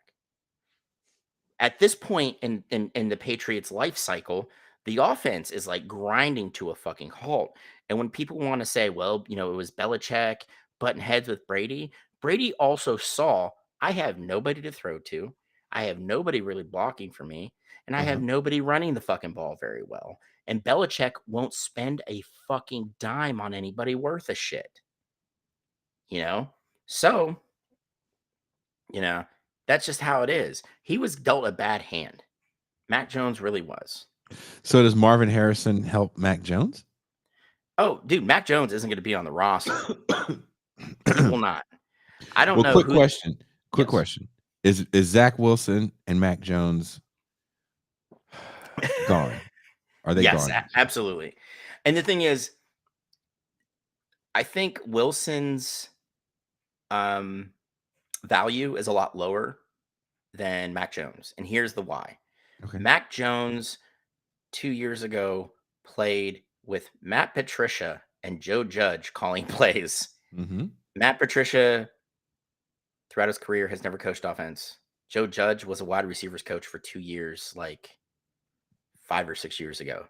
Mostly a special teams guy. You can't knock Mac Jones for that. You cannot knock him for that. Not at all. Okay? Zach Wilson's always played with an offensive coordinator. And Zach Wilson's had a couple good games. But Zach Wilson shows you who he really is. This was a dude who played an independent schedule with BYU. All right? Like, you got to think, he was post Mountain West BYU. So their schedules weren't that hard. Like, BYU schedules were not that bad. BYU was happy to win 9 games, go to the Las Vegas Bowl. That's all they wanted to do, right? That was it. That is considered a successful season for the Brigham Young University Mountain Lions, or whatever the fuck they are. Anyway, Cougars. Thank you. I know it was some kind of big 4 It was a mountain bear. Yeah, thing that could maul my face if I got in front of it. Okay. So, but like, I don't look at Zach Wilson and think that's a guy I can build a franchise around. And then when you get through the rookie year where they're like, he wasn't really in the playbook, the New York lifestyle, which how Mormon he really is, considering, and then you get in the second year where it was Wilson Gate, where he was like fucking his friend's mom and like that whole rigmarole. Like, there's just a lot of baggage there, man. Like, what team is going to be like, you know what, New York, I'll give you a 3rd. They're going to look at New York and be like, I'll give you a 6th. He might get a 6th, but is he the guy? Is he the guy that gets in the right system and flourishes? I don't know. I don't know if he had that much first round talent to begin with. I'm going to tell you this right now. and this somebody's already alluded to it. If I am the agent for both of those guys, we've seen a man just get released that left $85 million of dead cap money on the books, the most ever. Jason, it's your former QB, Russell Wilson. That's right. If I'm Zach Wilson and I'm Mac Jones, and I'm not even fucking kidding about this, and I know somebody in chat's gonna be like, Mac, you're fucking stupid. I'm gonna nip it in the bud and tell you why. How do you rebuild your value as a quarterback? Honestly, snaps. I gotta get snaps. I gotta have game time. If I'm Wilson and Mac Jones, do you know what I'm fucking desperately waiting to see? If I get released. And if I get released, which will be no harm, no foul on the team, on the Jets and the Pats, I take my ass and I call Dwayne The Rock Johnson and I say, can I get on one of the teams in the UFL? I play football because those two guys maybe look bad in the NFL. The UFL is retreading a lot of the USFL and XFL QBs right now. There's a lot of them on the rosters. Mac Jones and Zach Wilson would fucking light those guys up, right? Much better talent. Get a year of game film. You get that season, that spring season of game film where you play well. You could literally rebuild your reputation and pull a Flacco. That's a good point. Where you come off the couch, you win 5 fucking games, you get into the playoffs. Comeback player of the year. Bingo. Right? That's exactly what I'd be looking to do if those two were released. Which I would not be surprised if that happens. Because you know what? It's not an $85 million dead cap hit. It's a couple mil. And I don't know if you saw, the Patriots have $101 million of cap room. So do you think the Pats are going to just go crazy in free agency? No, I don't think that happens. I that's never been the Pats' way. I would like to see them maybe attack the offensive line free agent wise. You can draft like a couple guards, maybe go after a tackle because they need tackles so bad. And also on the defensive line, I'd like to see them, honestly, Josh Allen, the Jaguars, Josh Allen just got franchise tagged. I wish the Pats would have put a qualifying offer up because he's something else. And the Jacksonville defense isn't really that great, and he still balls out well. I would have loved to see him in a Patriots uniform, but it is what it is. Well, okay. So you think the Pats are going to take Marvin Harrison Jr. at 3? Absolutely. Stay put at 3, take Marvin Harrison Jr. And then, free agency, there's going to be some quarterbacks in free agency, maybe Russell Wilson, maybe Justin Fields in a trade. Dude, honestly, I'd take Baker. I would You think Baker's getting cut? Now. Oh no, Baker's free agent. They're not going to re-sign Baker to at least a 1 year, 2 year deal, 3 year deal. Well, no, dude, no. The thing is, the season he had, he played himself into a $20-25 million a year payday. And the thing is, teams are going to be scared off by that because, yes, you had this amazing year in Tampa. Yeah. But Tampa has a lot of offensive talent, right? So you have to look at Baker Mayfield. Am I getting the Baker Mayfield who was traded to the Panthers, flamed out, and was traded in season to the Rams? Or am I getting like that Baker Mayfield who took the Browns to the playoffs, or last year, last season's Baker who took Tampa to the playoffs? Like, which one are we going to get? There's a lot of Jekyll and Hyde there, but I think you bring in Marvin Harrison, you restock that offensive line. We have some good running backs. Mayfield 20 to 25. That's cheap for QBs now. Yeah. Like maybe sign him to a 3-year deal, see what you get.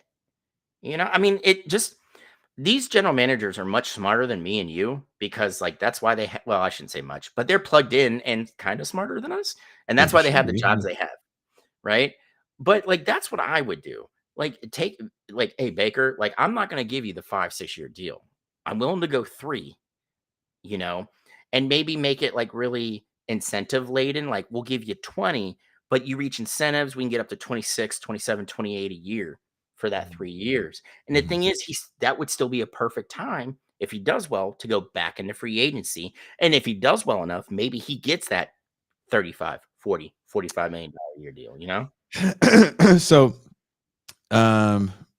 moving on, the Cardinals are going to stay with a healthy Kyler Murray. He was injured for most of the year. Mm-hmm. And it has them picking the kind of all-world receiver out of Washington, Rome Odunze. Yeah, Odunze would be.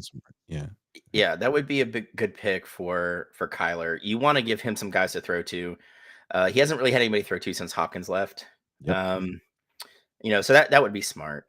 I think what Arizona also has to do is, again, restock in the front.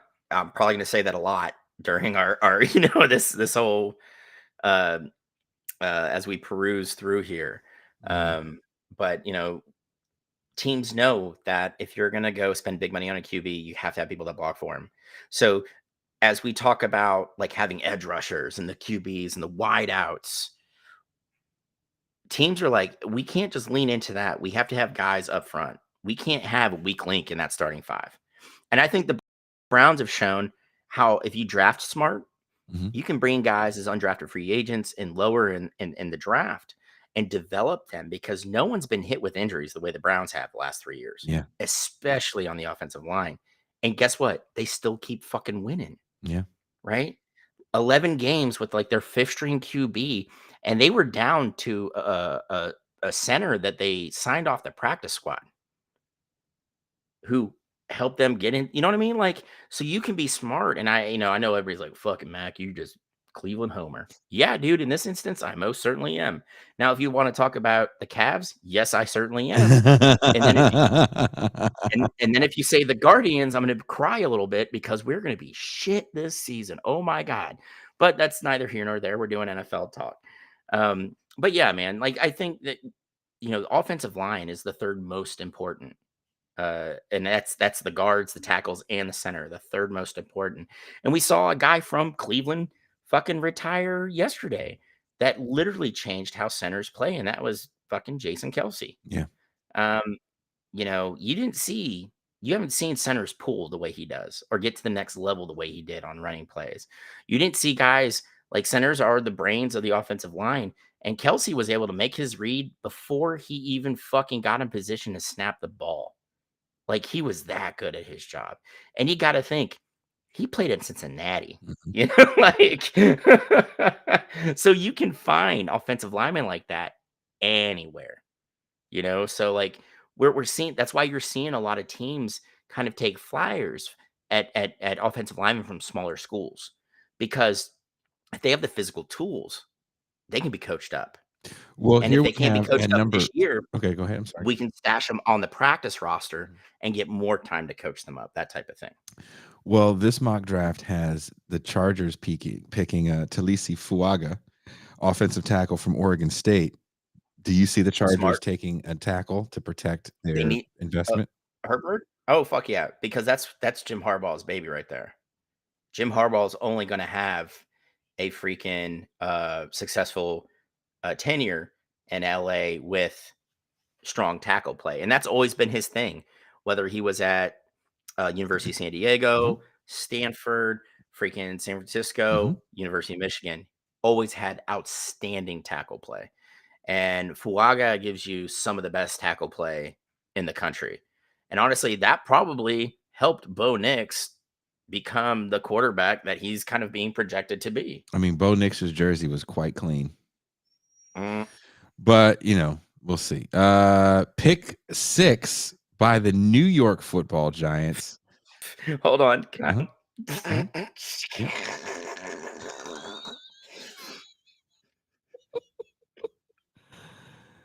They have continue, Jake. They have the Giants taking JJ McCarthy. Oh.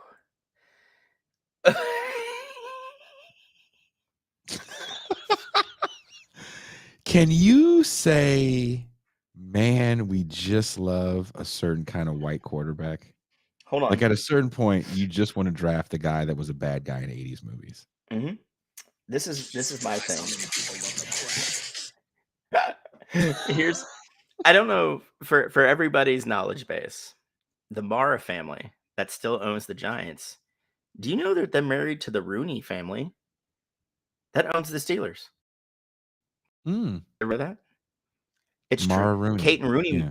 Yes, Kate and Rooney Mara. Both actresses come from Gotcha. that line. Yeah. All this leads me to believe is those two Mick families want to just really, really fuck with a guy named Brian Daboll.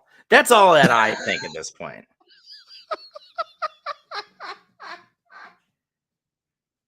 Okay? Because Dayball's like, bruh, I inherited Daniel Jones. I tried that first year. I did what I could with him.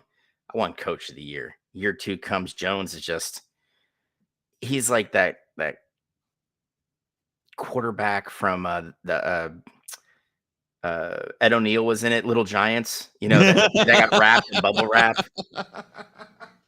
you know, and he barely played, and when he did, he looked horrible.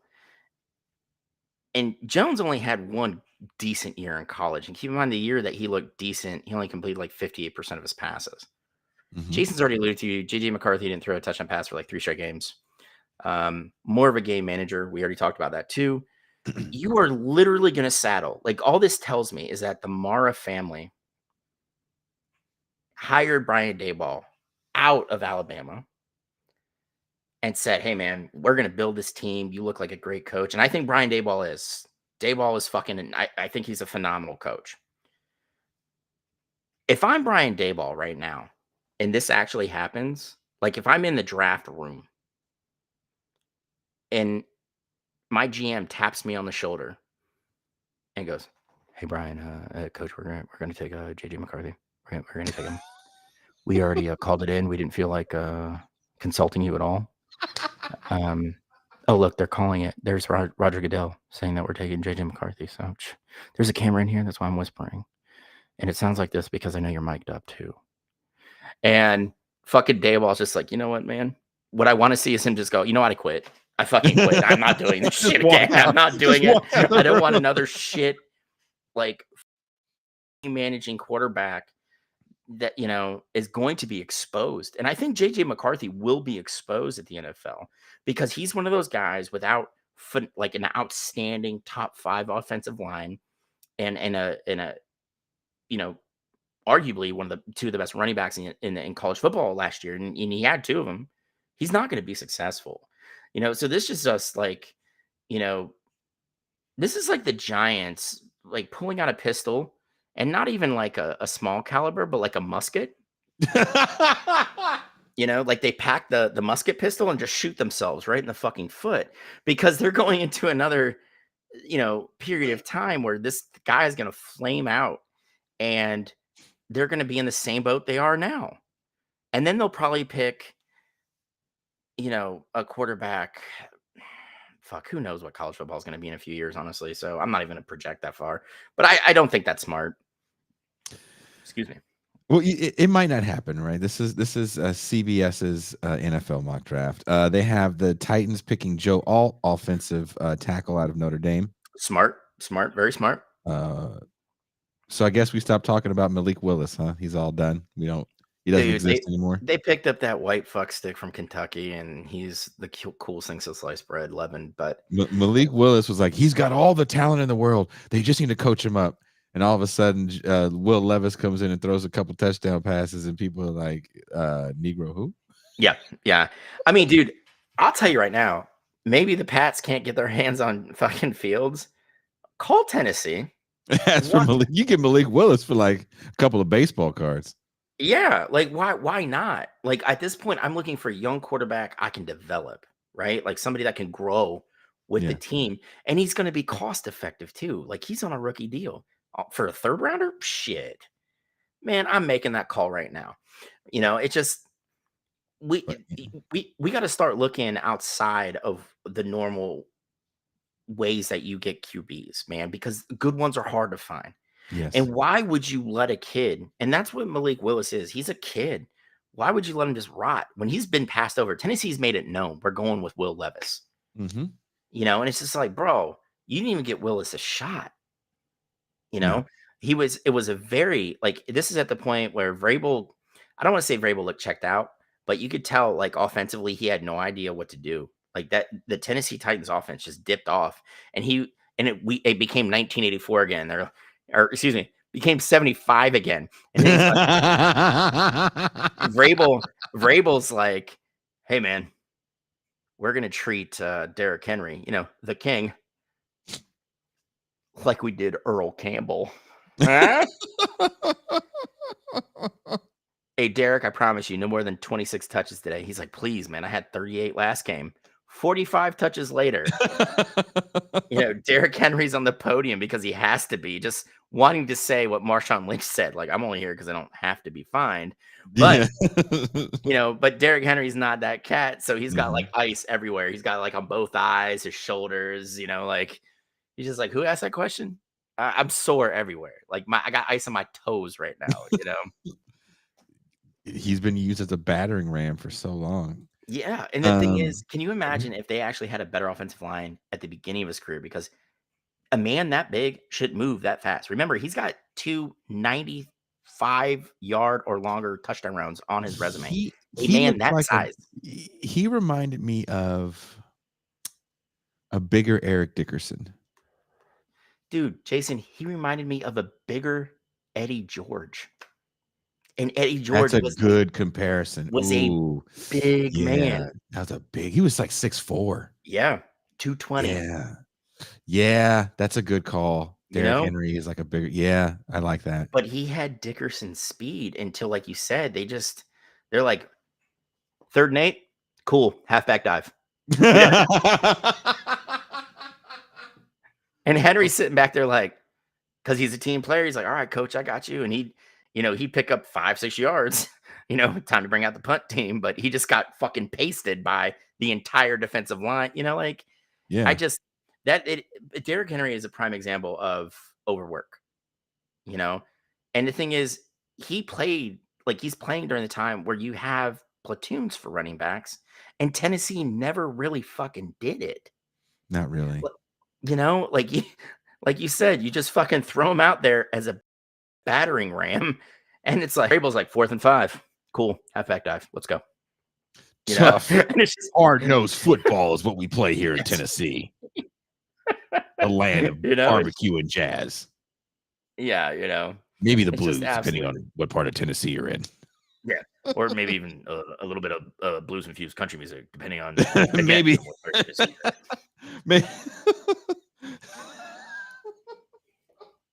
Shout out to Memphis for having some of the best barbecue in the nation.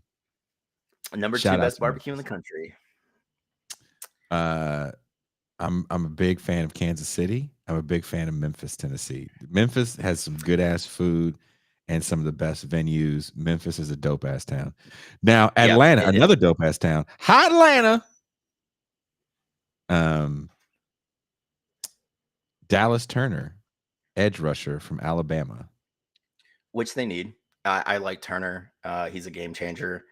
They got to do something. Atlanta's got to do something. That team, with the draft picks they've had, shouldn't be as bad as they are, especially in that division. Division's up for the grabs. NFC South. The NFC South is the American League Central. It's full of bad teams, and somebody has to win it. And it should be Atlanta you don't every see year. Them taking a quarterback. You think they're going to get a quarterback from this market of quarterbacks that are just out there? Dude, I wouldn't be surprised if Atlanta offered deals to, Baker. Baker, Baker being one. Maybe they go after Kirk Cousins, which I think would actually be good for the development of like Drake London and I'm spacing on the tight end. What's his name? They took him out of Florida. Pitts. Kyle Pitts. Yes. Kyle Pitts. Thank you.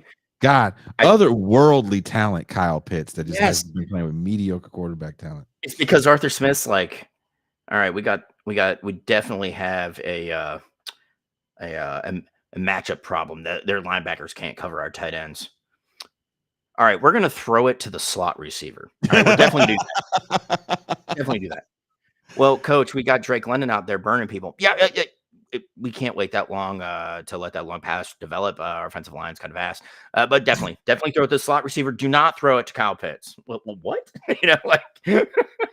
Dude, when you look at that team on paper, those are some of my two favorite mismatch problems, especially when you're close to the end zone. Kyle Pitts and Drake London is a ball hog, and he played basketball. He's not a tight end. He's a true wide receiver. Yeah. He can post you the fuck up. Dude, yeah. And that's the thing. Like, you have that talent, skill positions. Why aren't you taking better advantage of it? But, again, Arthur Smith just got hired to be an offensive coordinator. So what the fuck do I know? Bijan Robinson, Drake London, Kyle Pitts. That's all I'm going to say. Yeah, and Arthur Smith made sure all three of them never got the ball. Actually, does Russell Wilson get behind center, or does Baker Mayfield get behind center? I read a great article that talked about how the Seahawks coaching staff really masked a lot of Russell Wilson's deficiencies, and when he was traded, I mean, you got to think part of the reason he said he wanted to like kind of spread his wings and do his thing, and it's like I can see that now. It's like you want to prove yourself outside of kind of like that protective bubble. Mm-hmm. And it didn't work. If Sean Payton can't make you functional, it's you. All right. You are literally Taylor Swift at this point when she said, "Hey, hi, I'm the problem. It's me." Yes, Russell Wilson. Okay. That it's definitely you, So I don't know if, Atlanta would honestly probably be a good landing spot for Russell. Do I think Atlanta makes a call? Absolutely. Do I think Russell's representatives are like, listen, I was supposed to make a boatload of money next year. I'm not coming to us than a 15 to 20 mil 1 year deal so I can go back, like rehab myself, go back into free agency and make the money I want. I wouldn't give Russell Wilson that much money based on the last 2 years. No fucking way. He's going to take a lot less money, and he might even have to sit behind someone. Let's move on in the draft. We have to at least get to the first 10 because we've been going for a couple hours. Malik Neighbors out of LSU going to Chicago. Pick some good ones. You think Jason, I don't give a fuck. I don't give a fuck about the Jets. I think they're still going to be bad, no matter who they pick. And it's not a knock against Saleh. I think Saleh is an amazing head coach and defensive guy, but I think hiring Nathaniel Hackett as the guy to run your offense was the wrong move. So I don't give a fuck who they draft for the offense. I think it's just going to be bad. I got him taking a tackle. Yeah, that's smart because you want Aaron Rodgers to last more than 2 plays. Does Rodgers come back? Oh, dude, yeah, he already said he was. Well, here's we Jason, have you see what Virtuoso said? Jason, you think Russ wants to run into future in the ATL? Maybe that's that. I thought he would want to go to Atlanta because that's like, his wife could be kind of in the black music, black entertainment mecca and get into movies. There's no way he's going to get to LA, either LA team. No. No. I mean, I wouldn't be surprised if he ends up in Vegas. Ooh. Mark Davis wants names. It's just playing again. I hate when guys come back and play against you in division. That's always bad news. I love Antonio Pierce. We've talked about that. I love Antonio Pierce. I love how his players play for him. Yeah. Vegas doesn't have a lot of talent there. I think Russ goes to Vegas. It wouldn't be pretty unless they literally make the smartest free agent moves and the smartest draft moves. Because, you've got Devontae and Josh Jacobs, and Josh Jacobs is not getting tagged this year, so he's going to be free agent. Yep. And Mark Davis already came out and said, I'm not paying for running back. I won't do it. I'll just draft another one. But that offensive line's not good. The defensive secondary is not that great. And outside of Adams, there's nobody to really throw the ball to. And then with Jacobs walking, who, granted, he didn't have a great season last year, but the year before he led the league in rushing touchdowns and rushing yards. Yes. So like why would you bring Russell Wilson into that and expect something different? Because that's what he walked into in Denver with the offensive side of the ball. True. You know, so like, but again, Mark Davis is just like his dad. I like names. And, you know, who knows, man? I can see Atlanta. I can see Vegas. I mean, fuck. I wouldn't even be surprised if the Pats didn't make a phone call, if we're being honest. You know? He's going to be inexpensive. Well, we're past the Jets picking Olimo Uwawaba for Shanu out of Penn State. Coming in at 11, this mock draft has the Vikings taking Drake May. Yeah, and I think if they take May, like this mock says, Kirk is definitely gone. Like he's definitely gone. The thing is they're trying to lock up Jefferson again. Well, they're trying to lock up Jefferson. He's coming off his rookie deal. But what happens if they can't make that contract work? Or Jefferson thinks he's not getting what he's due, right? He plays 1 more year and he walks. And then you have a rookie UNC quarterback. And obviously, whoever made this mock has not watched us. So they don't know the rule. And they keep trotting out first round, UNC QBs who just aren't worth a shit. I mean, they're not, Can I tell you what this thing says? The top 10 Yes. couldn't have played out better for the Vikings here. As May falls into their lap at number 11, he ticks all the boxes. He's white. He's white. All the boxes. And he's 6'4", and he's white. Yeah. And like Jason said, he ticks the boxes. And there's 5 boxes there. 4 of them say white. And the last one is above. It's like, and I hate to say that because we have to be honest, black quarterbacks are a bit of a premium. This mock draft has the first 2 picks being black quarterbacks, but there's something about when you get a 6'4" white dude. Bro, Jason, we grew up. Yeah, during this like we saw it. Like, we granted we were younger, but like we went and learned about these. But Warren Moon, fucking record-setting quarterback at UW, and they're like, "Hey man, you're gonna play safe."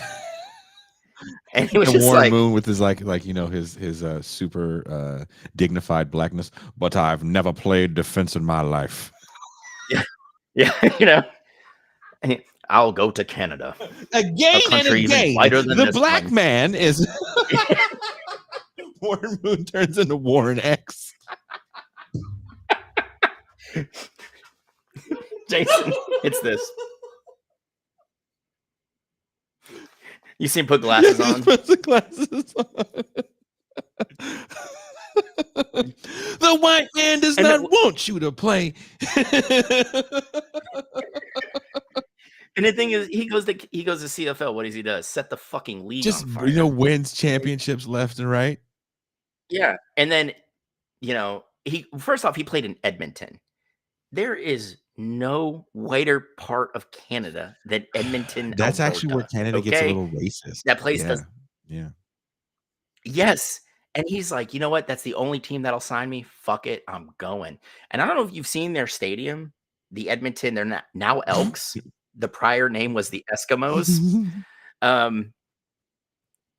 It looks like a jumped up high school stadium. It doesn't look like a stadium. So can you imagine Warren Moon in 79 or 80 taking his ass up to Edmonton, Alberta, Canada, and like the hillbilly part of fucking Canada, and like, God damn it. You know what? It's going to be worth it in the long run. They play on a 150-yard field. I'm going to be huck it, chuck it football. And that's what he did. Oh. Like Jason said, he won Grey Cups. And then Houston's like, fuck, man. That colored fella sure can play some ball up there. Yeah, a few of them down here already. So, hey, Warren Moon, would you like to come someplace where you actually get summer And Warren's like, And that's when Warren Hold on, Moon turns Jason. back into Malcolm or Martin Luther King. yeah, Me no. and my wife would definitely love to make a trip down to Houston, Texas, and play football for the glorious Oilers. You know what I mean? Like, He was- and the thing is Warren Moon had all this longevity. Like, he played until he was 42 years old. Like, he has like something like 70,000 total yards between the Yeah. CFL and the NFL. Yeah, some stupid number. Right? A stupid number. And then NFL scouts were still like, black dudes can't play quarterback. You know, just sitting there like, what the fuck? What must I do? Yeah, And then they're that's like- when all of a sudden the glasses come on and it's just Yeah. Warren X comes we out. got Warren X. Again and again. I must get in the shotgun. Like Dr. Claus said, Warren Moon put his glasses on and the kente cap. And he, The white man doesn't want you in the run and shoot. The white man doesn't want you to play without a tight end. you know, but and then we kind of see this. We see Robert Griffin, who before injuries, unfortunately, you know, was doing these things. And then Lamar Jackson, you know, I mean, we had Dante Culpepper before that. Again, injuries Yeah. got the better Yeah. of him. You know, we have these examples, but like you're absolutely right, Jason. It's like scouts are like, man, you know, I don't, you know, see the color thing when we're going after quarterbacks anymore. But like you said, 6'4" white QB, what's he do? Oh, how you look doing, at, baby? Hey, look at that guy. Look at Mhm. look at the legs on that guy. Look at the trunks on him. Yeah. Look at that footwork. Oh, it's bad. Yeah, he played at UNC. No, it's not. He's 6'4" and white. He's fine. And he went to UNC. I bet we're in the same fraternity. Yeah. Kappa racist Kappa. Mm.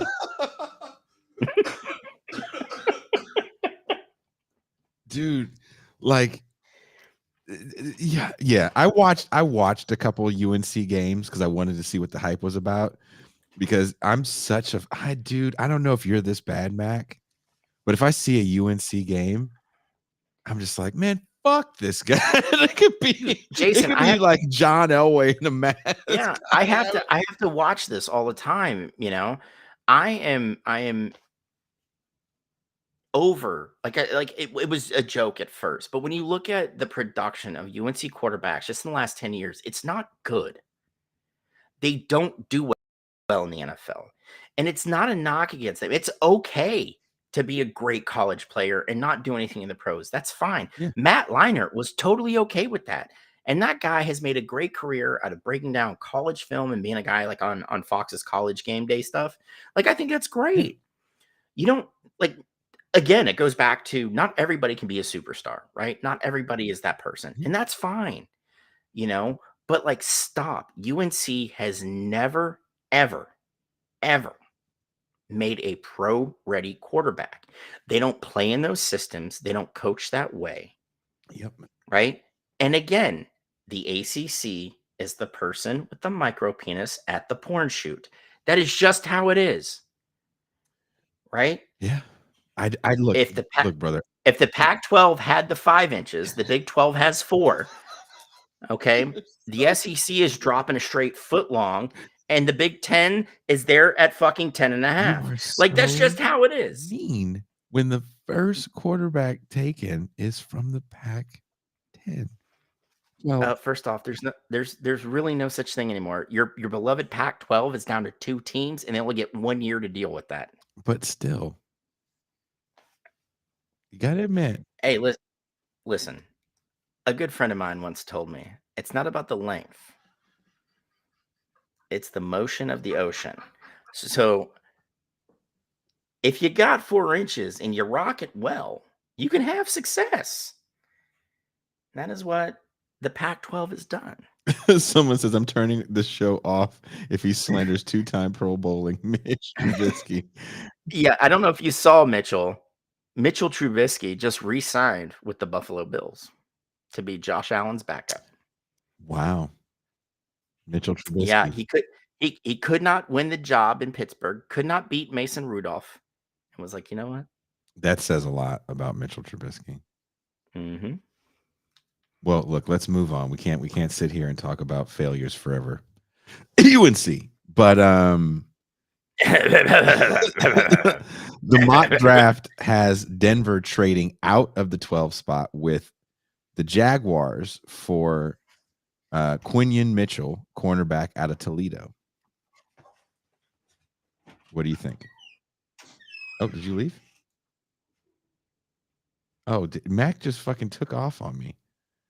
That is quintessential Mac. Here, I'll read what the draft says. It says the Jags jump at the opportunity to stop Mitchell's mini slide. This is a big electric athlete who had over 40 pass breakups in college.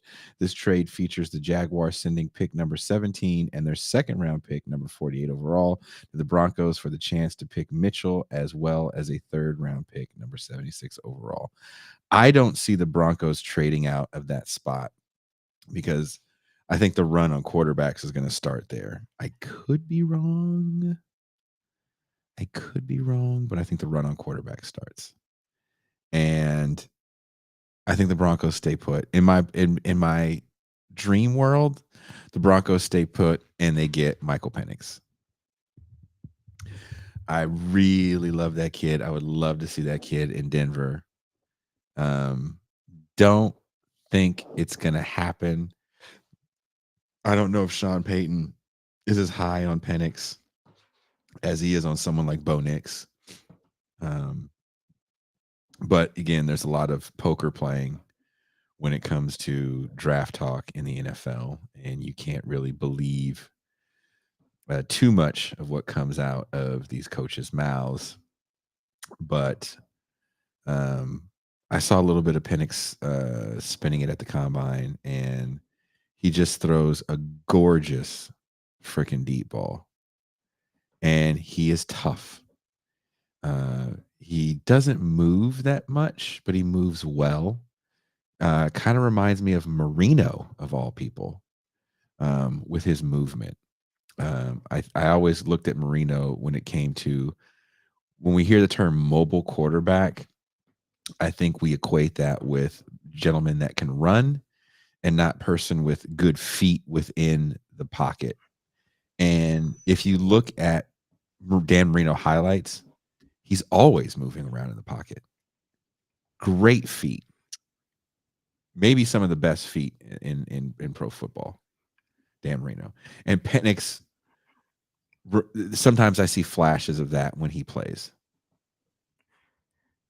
Yeah. I mean, the thing is, when we're talking about the Drake Mays of the world, they always look at footwork, angle of release. Yeah. How tall does he stand in the pocket, which I never quite understood, because Drew Brees isn't what you would call a tall man. Okay. But like footwork is important, I get it. But like you said, when you're talking about a mobile quarterback, Drew Brees was mobile. Yeah, great feet. He moved around in the pocket. Fucking feet. And for a guy which is 6 foot, he had to, so he can see around offensive linemen. The guy finished his career 68% completion, a stupid amount of yardage, right? Stupid amount of touchdowns. Yeah. A second rounder who supposedly shouldn't have had any shot after that shoulder injury he had in San Diego, ends up, again, we're talking top 3 all time, right? Yeah. That's footwork. That is being mobile in the pocket. You don't have to bust a fucking run all the time. It's just being able to get out of trouble or find a seam to where you can see where you can release the ball to your wideouts. But honestly, Jason, it's like we've talked about quite a few times. It's dickheads like Jim Rome on fucking talk radio. Yes. Who make a big deal about it being mobile quarterback. It's honestly, it's Skip Bayless, who doesn't know fuck all about football anymore.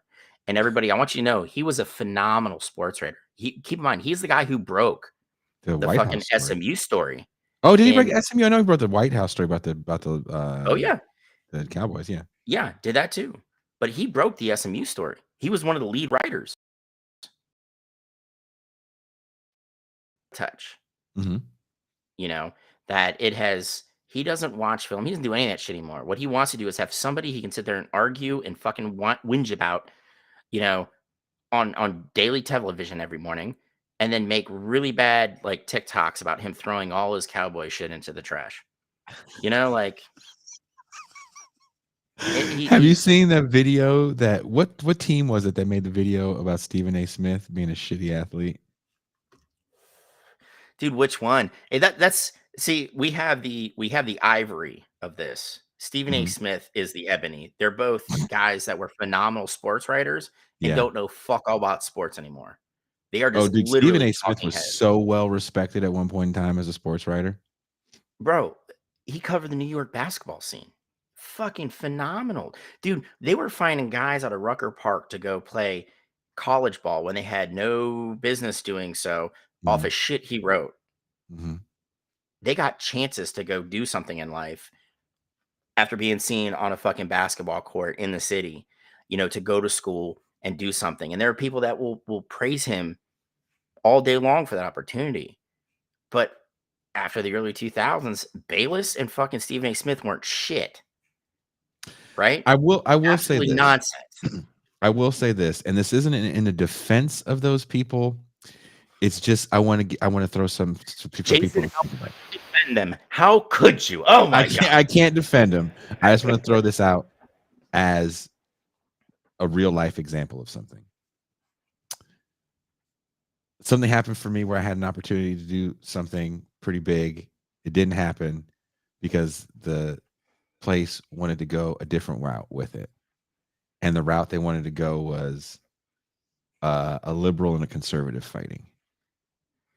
Oh, gross.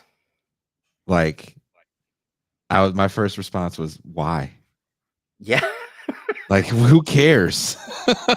Like, why would anyone want to see that? But the call had come down from the big boss, and it didn't matter anything else. The big boss wanted the liberal and the conservative, and that's kind of what people. Give me a second and stop me if I'm sounding. There's so much projection in the way we view any sort of information, from sports to news, Yeah. right? Mm-hmm. And we live in this world, this era. I call it the era of the influencer. I was talking to Bajlan today, and he goes, "We're in the era of the ego." It's all the same thing, right? Call it what you like. Oh, absolutely. Absolutely. I think you could one equals the other, influencer. Right. equals It's like ego. this. It's Yeah. like the same thing, right? Mhm. And when you listen to sports talk, sports news, it's just tons of conjecture and made up hooey. And then people can chime in and just go off, right? Yeah. And the same thing can be said for the way we even shows like this.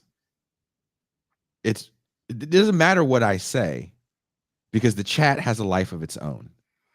And it And does. to It does me, have a life of its own. In chat, you're always wrong. Just well, it can have a conversation of its own, and there can be celebrities within the conversation, and it doesn't matter what I'm talking about, because they've got their own thing going based off what they think I'm saying or you're saying.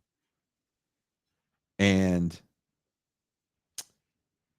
those people that do the good guy, bad guy thing, the two people yelling thing, it really feeds into the loop.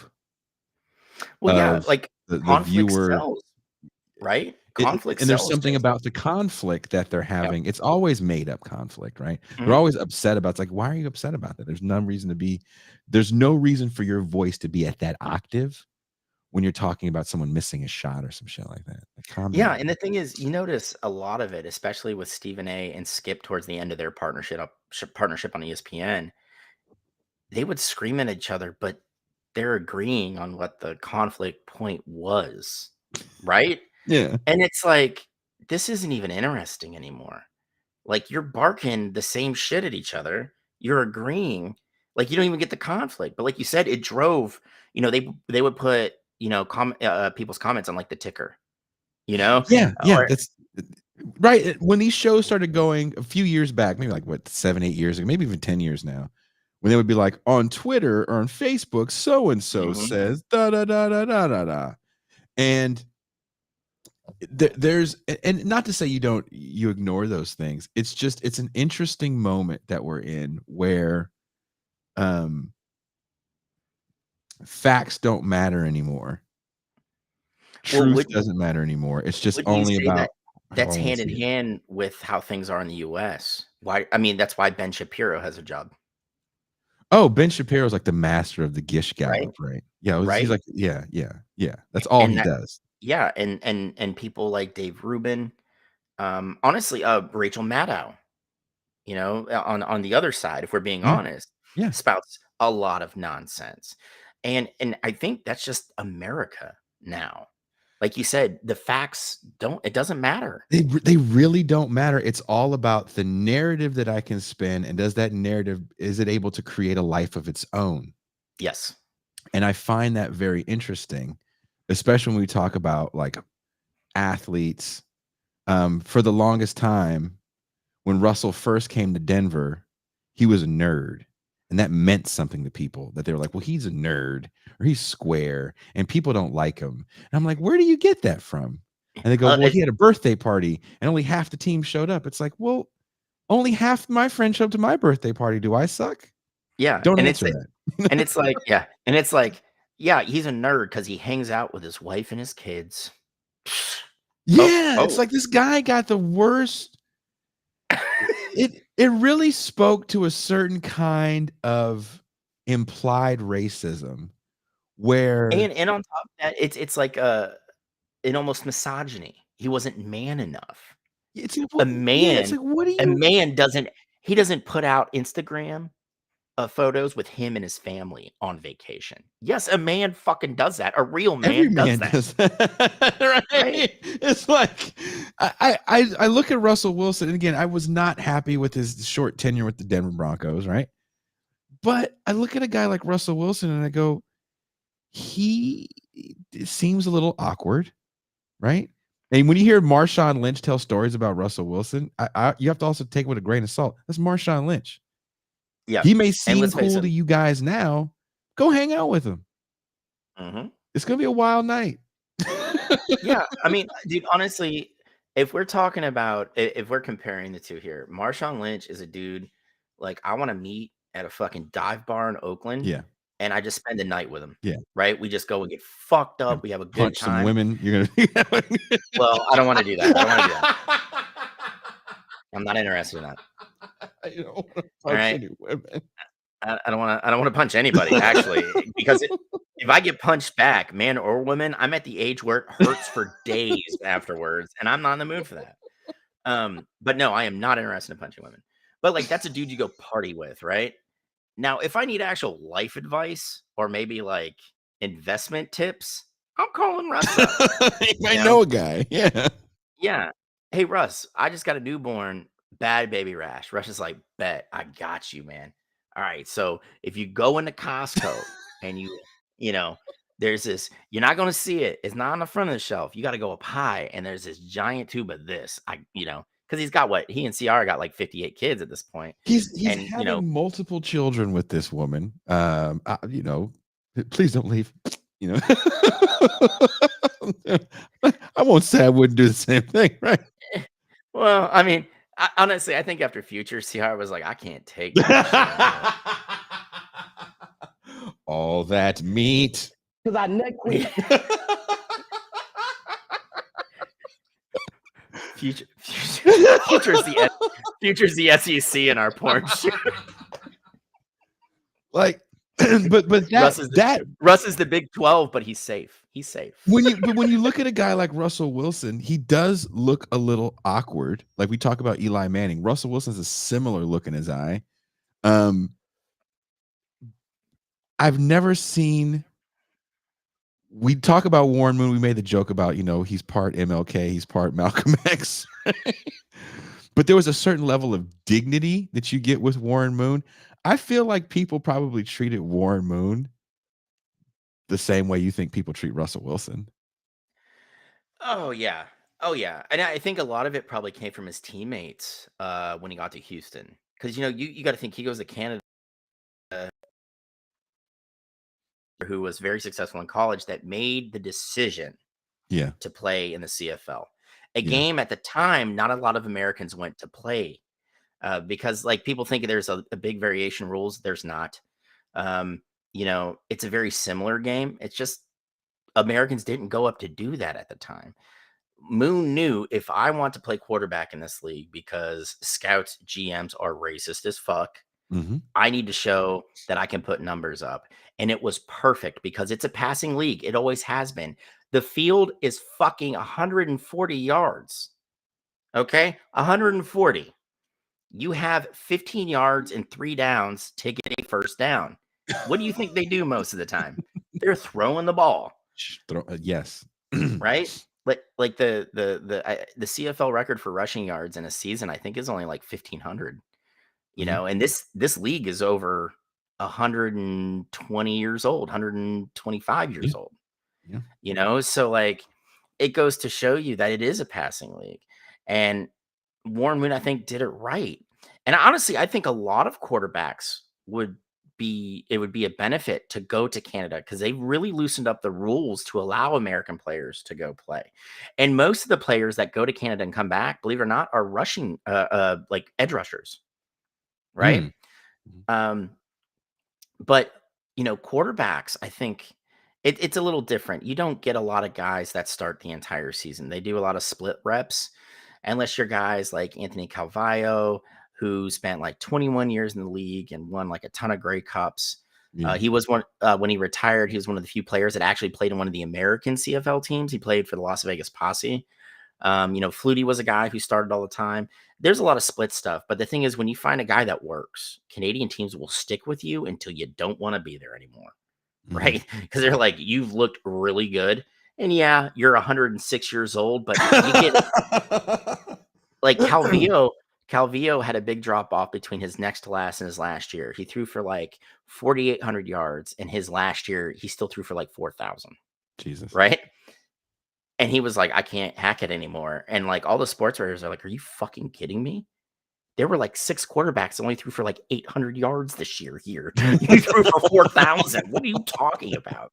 But he called it quits, But I think it would be good. That's why like I've been such a big proponent of spring ball. CFL's played in the spring going into the fall because it's Canada and you have to do that. Otherwise you're gonna be playing hockey freeze. essentially. Yeah. And I think that's why it's important that we have the UFL. And I hope the UFL, if they can get grounded and get a good base, that they expand to give more quarterbacks opportunities to get game film, because that's a hell of a lot more important than practice. I'm sorry, it really is. How do you do under the rush? You're not getting rushed in practice. Stop it. You have a red jersey on. I touch you on the shoulder pad. That's a sack. Like, how do you deal with all that? Like, you need game film for it. And I think it would really help a lot of these players at smaller schools get some extra game film that maybe are getting glossed over. And like for the offensive line, we're seeing the NFL really mine smaller schools. But let's look at the other position players, right? It's not the same way. You might have a guy every so often come out. Like there's a cornerback out of Toledo that's probably going to go top 10. I just talked about him. Quinion Mitchell. Yeah. Yeah. Just phenomenal in Toledo. But he wanted to stay, close to Ohio. And let's face it, Ohio has a bajillion D1 schools. So, if you don't really, if you're not the creme de la creme in Ohio State, you do have a lot of options. And what's funny is that kid stayed at Toledo because Toledo has been a MAC powerhouse last 3 or 4 years. You can win, conference championships and go to bowls and win. That's extra playing time. I don't blame him. Why would I transfer out to a bigger school and possibly have to sit for a few years and not get any playing time? I get it. I think that's smart. And also, I think something had to do with it. He kind of popped up on the national stage last season, and you've already hit the nail on the head quite a few times. NIL will keep you home if the money's there. Yes, it will. Yes, it will. I think that's what happened to him. And I think he really got to show off, especially when you're having action Tuesday nights, getting to play in a game that's gonna ESPN because it's Tuesday fucking night. Never mind, you have I NBA actually like Cascade. that. I Oh, really appreciated that. dude, I love that shit. When the Mountain West is playing Yeah. like Wednesday nights at Yep. fucking 8 o'clock here on the East Coast, so it's like 5 p.m. in Colorado or Utah. I'm like, yes, let's do this. I'm sad I no longer have a television, but there is some very good people. I'll shut my mouth up. That make sure we can see these games. Let's keep going as we're 2 hours and 20 minutes into the show. Brian Thomas Jr. from LSU going to the Raiders. That would be smart for whoever's going to be play quarterback there. You need to start. I mean, honestly, I think Devontae Adams wants some help. I think that's Mhm. that's a good pick. Now, this next pick that has the Saints drafting a tight end, Brock Bowers. Perfect. Bowers is a threat receiving. He's a better blocker than people give him credit for. And granted, Kamara's kind of on a downside. He's not playing up to what we expect of Alvin Kamara, but I think a lot of it has to do with him being the only game in town and Michael Thomas being like a shell of his former self. Oh my God, that poor guy had some crazy injuries. Yeah, just to his foot and ankles, man. And when that happens to a receiver, tough to bounce back from. Yeah. But he had some very exciting years. Dude, yeah. Ohio State, baby. Go Bucks. Terry and Arnold, cornerback, going to the Colts. Do you think the Colts feel solidified in their quarterback position, even though that their man got injured like the game 3, I think, of the season? Yeah, I think they're gonna load up and back up Richardson as much as they can. You have Minshew there that could be kind of a long-term backup. Yeah. But like, what happens after the season if the same thing happens to Richardson? That's where the Colts find themselves in trouble. Brian Murphy, defensive lineman out of Texas, big D tackle, going to Seattle. Do you see that happening? Yeah, I mean, Seattle needs to rebuild on the defensive front. Like, if let's face it, Geno Smith is not long-term. He's not long-term, right? You have a lot of talent at the wideout position. They have some very good running backs in Seattle. Rearm your defense, restock that offensive line, kind of play like the ball you played when Russell had his most success there. See if you can get some wins, man. And then what you can do is have Geno Smith kind of be like a longer-term bridge for a quarterback you draft and develop. It has at 17 where this mock trade is. The Broncos taking Bo Nix. Bo Nix. Do you think he's the Drew Brees 2.0 because he's a bit taller? I still like Penix more than Nix, man. I like Penix more than Nix. I wish. I think what they're going to use against Penix is the fact that I honestly think they're going to hold the extra year of college he has over Ned.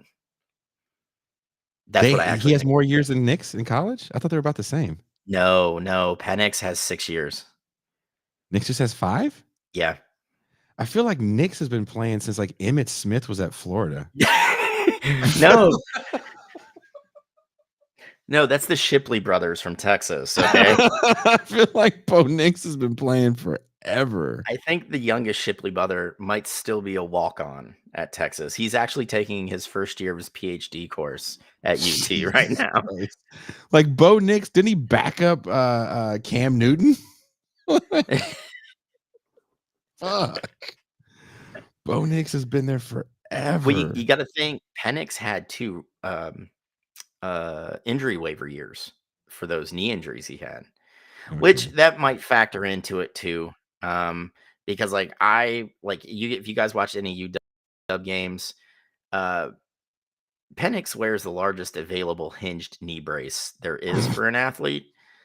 And it's more noticeable than it is on offensive linemen. And that's saying something. Okay. It's that guy's knees probably look worse than mine. And keep in mind, I was in the infantry 16 years and exited an aircraft 132 times. So my knees are held together with like duct tape and chewed bubble gum. I can only imagine what Michael Penix's left knee looks like. That's the downside to Michael Penix. Do you get Byron Leftwich? I mean, the thing is, Penix is faster and more athletic than Leftwich ever was, which led to his injury because he did not move around in the pocket well. And when you have people getting him low and you can't move or shift or whatever, and that was Leftwich's biggest thing. He even showed that in college. Yes. You know, he couldn't really shift away from the rush. When they're carrying him to win that Yep. game against his later backup, David Gerard, Eastern Carolina. That's right. J.C. Eastern Latham, Carolina. offensive tackle out of Alabama, going to Cincinnati. You got to keep Burrow upright. Yeah, and I think that's a smart play. You know, you can never have too many offensive linemen anyway. Draft, develop. If they don't crack the starting lineup year one, guess what? You let a high price free agent walk, you got them plugged in for year two. Troy Fautanu, inside offensive lineman from UW, Washington, going to the LA Rams. Where's this projecting him to play at, guard or center? It doesn't say. Yeah, see, and that's the thing. When you see interior offensive linemen, they typically played center in college. But because of their arm length, which is always something that gets centers, they either will shift you from guard if your arms are too short. They'll shift you from guard to center. If your arms are too long as a center, they'll shift you from center to guard. I have no idea what the correlation is there. It's just something the NFL does.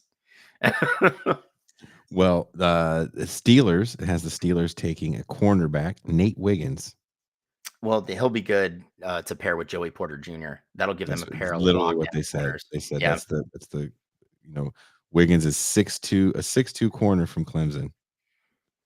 Yeah, see, the thing is, he didn't run as well as everybody said he would.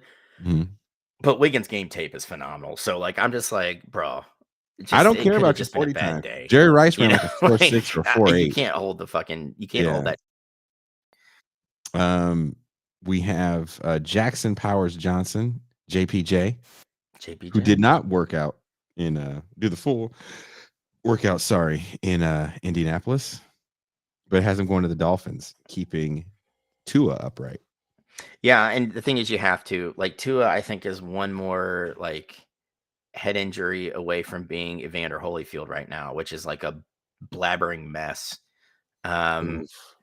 You know, like, it's just, you got to think that season before last, you know, we had all those head injuries. You know, they said he upwards of like 4 concussions, and then he had one and they put him back out on the field. Like, it was just a mess. Oh, when his fingers went all weird, that was the craziest thing I've ever seen in my life. Yeah, you know, and that's the thing, like, he's a young kid, and, you know, he takes another shot to the head, that could be his career. You know? God, I hope not. It's been nice to see this resurgence of Miami. Cooper DeJean, cornerback from Iowa. Yeah, and the thing is, I was watching something on YouTube that called him the token white dude in the defensive backfield. Cornerback, yeah.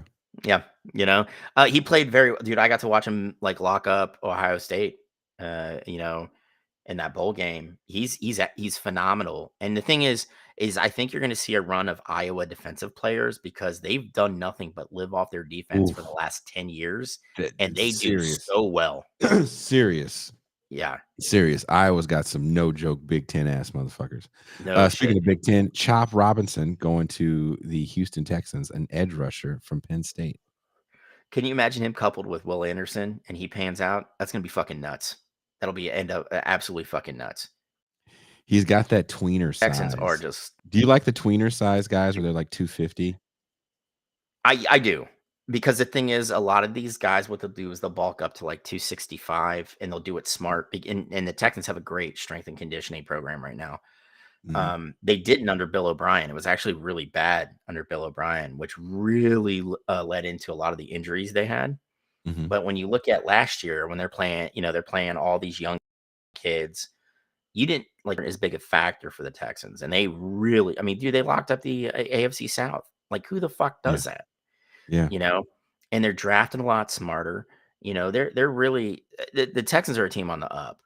So at this point, you just have to draft to complement the pieces you have, which are just going to elevate your team. And can we all admit none of us knew CJ Stroud was going to be that good? I did.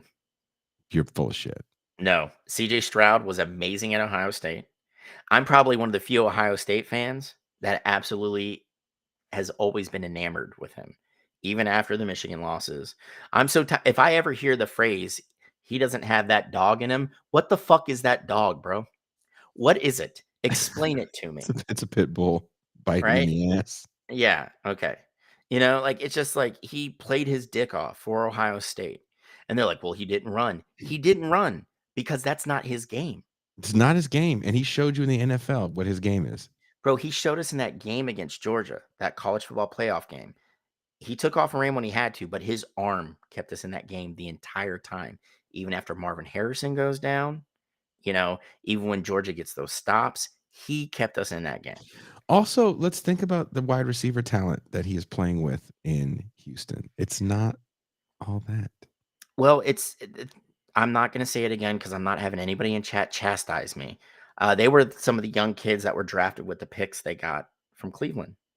And maybe you call it overachieved because they weren't the biggest names, but I think that they have a good enough rapport that you're going to see a hell of an offensive game, plan going forward with these young players as Houston drafts and develops these guys and brings in free agents. Like Houston's going to become a free agent destination for players trying to like come into a good system. Everybody loves D'Amico Ryans. Everybody. Yeah. There isn't a player on the fucking planet that has anything negative to say about D'Amico Ryans. And the thing is, he is a player's guy, but he runs a tight ship. And the guys don't want to let him down. And that goes a long way. I'm excited to see the Houston Texans in year 2. Let's just put it that way. Mm-hmm. Now, this could be a massive pickup if it happens. Adonai Mitchell. I forget how they say his name. From Texas, the wide receiver from Texas, going to the Bills at 25. Yeah, and the thing is, they might have to because Stephon Diggs had a huge drop off at the end of last season.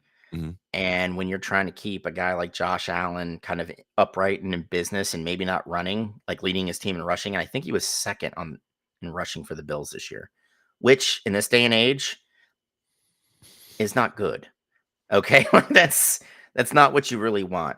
No. I think that's a good pick. Maybe even if you're getting towards the end of the Stephon Diggs is like the 1,000-yard, 10 touchdown guy, you can have him flip-flop positions, and maybe Stephon Diggs becomes the complementary guy where Mitchell becomes like your primary. We'll see how Diggs handles that. I'm sure that he's, what is he, 28? I think he's getting ready to turn 30.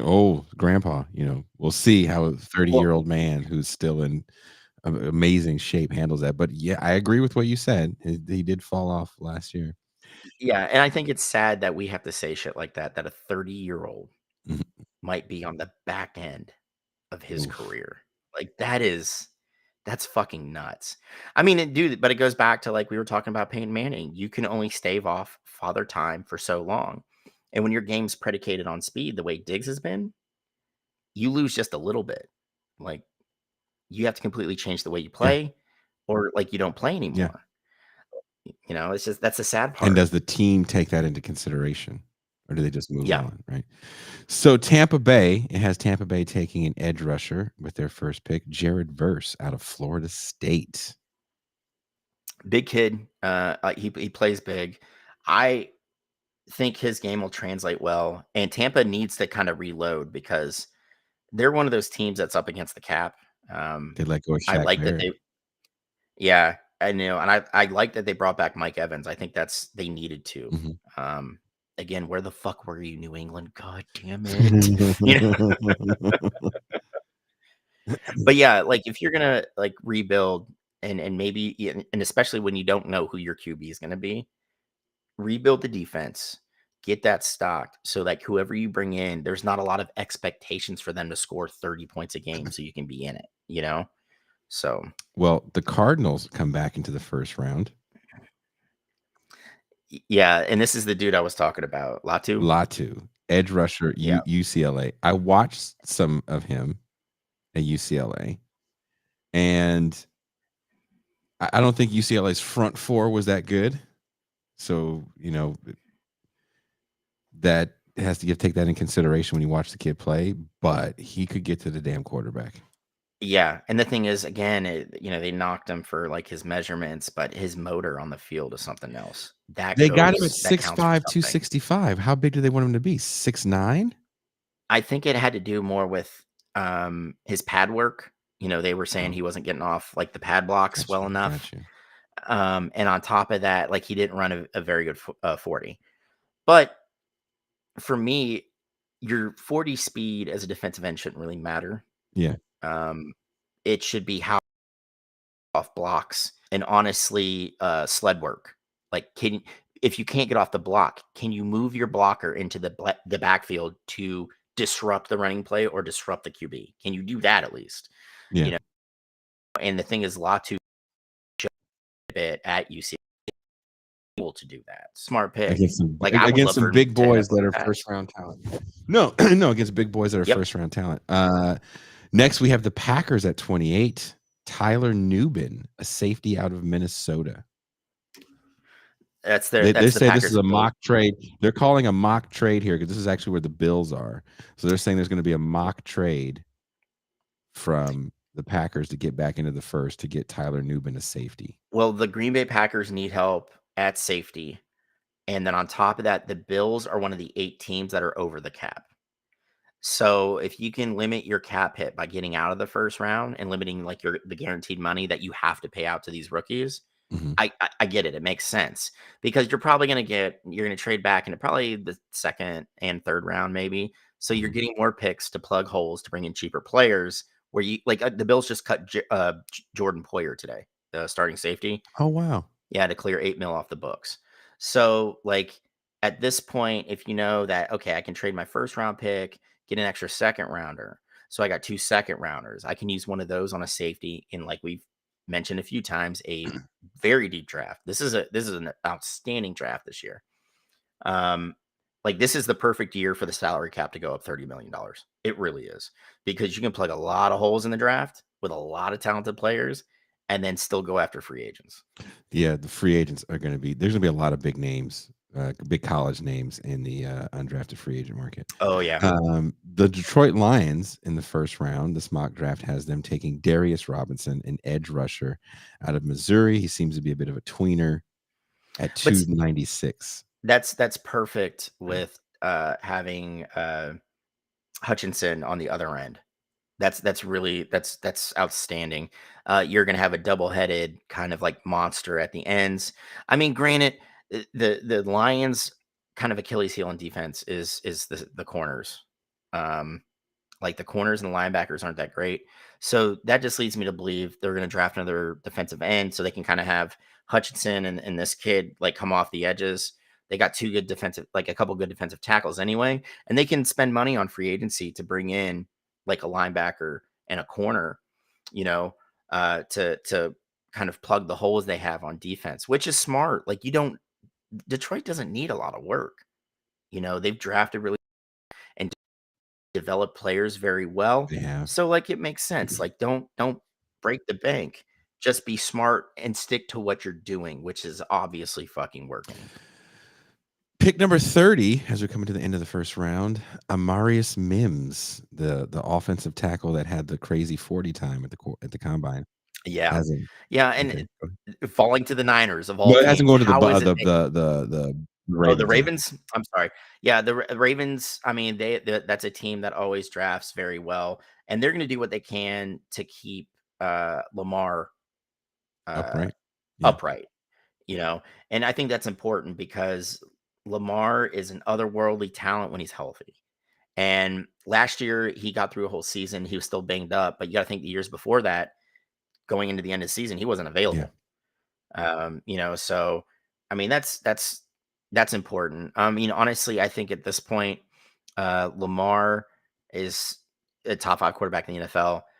Just keep putting weapons around him so he can show you what he has. Because it's going to get to a point where Baltimore fans are pretty patient, even though they got spoiled as fuck with those Super Bowl wins.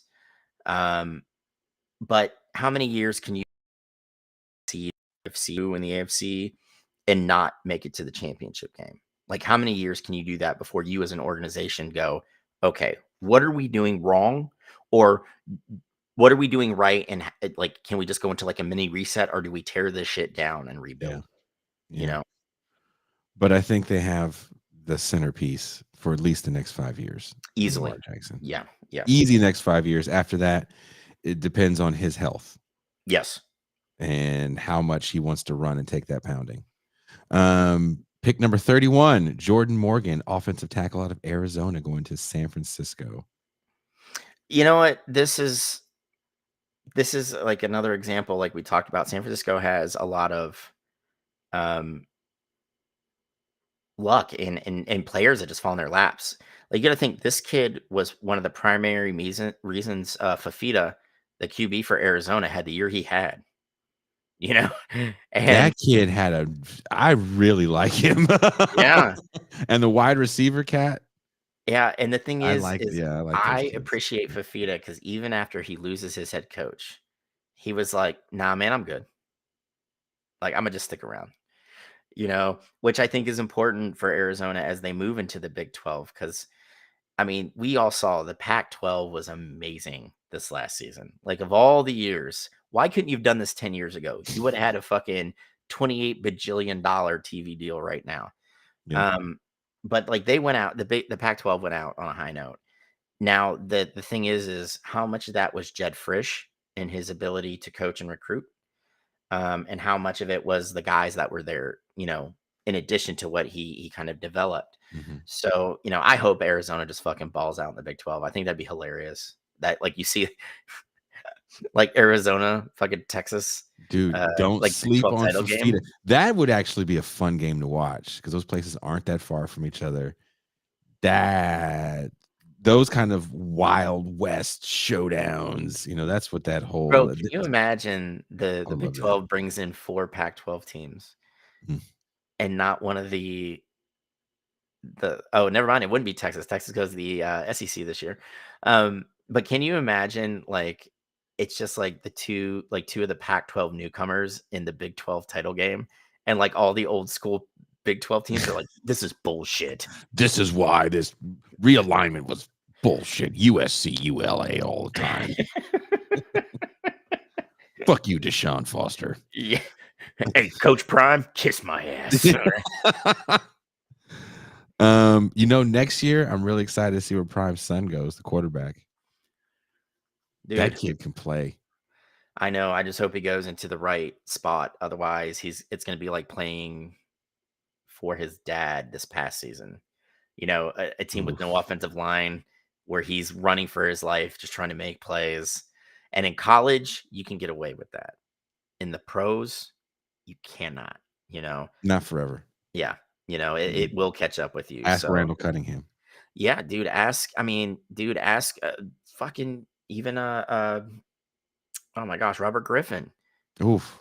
You know, towards the end of that rookie season, you know, before he blew out his knee, you know, he was trying too hard.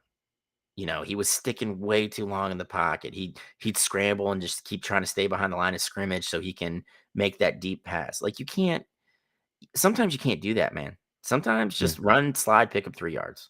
It's okay to do that. You know, like, they all can't be pretty and awesome. That's hard to tell a young person, and you don't want to coach everything out of them, right? You don't want to coach that dog out of them, as they say.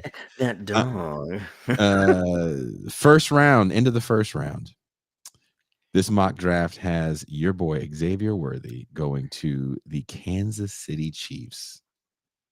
That all because of that 40 time. That is probably the best place for him, though. Can you imagine a guy with little to no expectation? Like, he's the last pick taken in the first round. No expectation of you being like, you have to do what Jamar Chase did his rookie year, right? Just go out there, run the deep ball. And that's all Andy Reid will ask him to do. Just get behind your man. And some jet sweeps. Yeah. And just watch Patrick Mahomes just sit there and do this. And you all of you in chat know what I'm talking about. It's Patrick Mahomes. Scans the field like 28 times in 4 seconds. And he's like, and just puts it there. That would be the most not fair shit. If that kid can get off blocks in the NFL. Yeah. I mean, dude, you know, that's the thing. If Xavier can just be like 80% of Tyreek Hill, that's a steal. Ooh. And the thing is, he's straight line speed, he's faster. Yeah. I know if he has a Tyreek Hill? I doubt it. Players I've ever seen on a football field. Yeah. You know what Xavier Thomas has that Tyreek Hill does not? A frame taller than 6 foot, which He's like, means yeah, it says that it's got him at 6'1", but he's only yeah, 173, so he's tiny. which is the knock against him. That was the biggest knock against him. But again, can you imagine him with an NFL strength and conditioning program? I know he went to Texas, and I know like that's important, but you know where strength and conditioning coaches typically focus the most on in college? Linemen, offensive Yeah. and defensive linemen. That's their focus. We got to keep these guys healthy. I need to make sure they're fat, but not too fat. I need to make sure that they can bench a lot, but not too much. You know, I need to make sure they can do all these things. And that's where their focus is. Your strength and conditioning programs in the NFL, the staffs are much bigger. And you got to think that if it's a good team, and the Chiefs are one of those teams, they scored an A in like player uh, enjoyment, I guess. Like they offer breakfast and lunch to players. So like even if it's a day where they don't have practice, guess where you can go eat? You can go eat at the fucking the training facility. You know, they do all these things. Like if you're injured, they don't expect you to freaking go home. Guess what? We got you. And not only that, like they work with the player throughout their entire rehab program. And guess what, guys? Not every team does that. Yeah. Right. So, you know, it's kind of fucking like the Chiefs do it right. So like this kid, you bulk him up, Mhm. it'll be nuts. You could put on some muscle, run a 4.3, and just get out there and catch passes from Patrick Mahomes. Fucking steal. I'm sorry, that's a steal. I was gonna say, because he's gonna put on some muscle, he's gonna lose some speed, but at 4.1 or 4.2 running 4.21, Yeah, running a 4.21, you can afford to lose a little speed. yeah, and he'll probably only drop to like 4.3. Oh shucks, you're still fast as fuck, dude. Like, Well, he like may blow us people all make a away. big deal about the 40, and it's like it's a 40-yard dash. These guys are fast as fuck for 40 yards under optimal conditions. But you know what? They're not Olympic sprinters. You know, someone was like, this dude could beat Usain Bolt. I'm like, not a fucking day. Not even one time out of 10 is this guy going to beat Usain Bolt. And Usain Bolt's retired. You know, like, no, that's not how these sports work. You know, Usain Bolt trains for that 100 meters, right? Like Xavier Thomas is going to be fast out of the box, but like you said, how does he get off a block? Yeah. How does he get behind his man? You know, on top of that, maybe they can't get him up to 210 after year one, and he's only at 190. How well does he block the edges when you're trying to get Isaiah Pacheco out on the outside? How does he take those hits? Yeah, you know. The So NFL is allowing some serious contact right now. It's definitely not 2015 NFL, but it's starting to get reminiscent. yeah, and I think it's like them trying to even it out, because for the last 3-4 years, if a cornerback farted at a wideout wrong, he got called for pass interference. Yeah. You know. But I think I'll be texting your ass off during the first 2 rounds, of the draft, just because I think that's where we're gonna see. I think that's where most people are invested. 3 to 7 people are like, unless you have like a favorite who plays at a small school, after the first 2 rounds, I'm not really watching much. I'm not gonna lie. I get the updates and I'm like, oh, that's interesting. I didn't know this guy from Mount Holyoke University. I love the draft. I love that these kids are getting an opportunity to chase their dream. I think that's great. I hope their health holds out. I hope they make fucking enough money to take care of themselves and their family. And I hope they're smart with it. And I hope I see great football going into next season. So that's what I'm excited about. All I know is March 30th, the UFL kicks off, and that's what I'll be talking about all the time. Well, I'm down for it. We'll be back next week, right? That's right. I got Wednesdays off from now on. So and we could talk some basketball next week. We can find out why the Warriors have fallen off. We're just going to talk about the Cavs, Jason. Cavs. That's fine. Hey, 2.5 hours of just Cavs talk. All Cavs all the time. Welcome to Beyond the Red Zone, which is really just Cavs talk.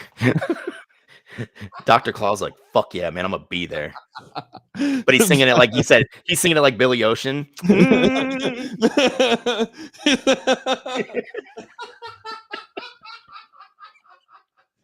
One of them nights. Dun, dun, dun.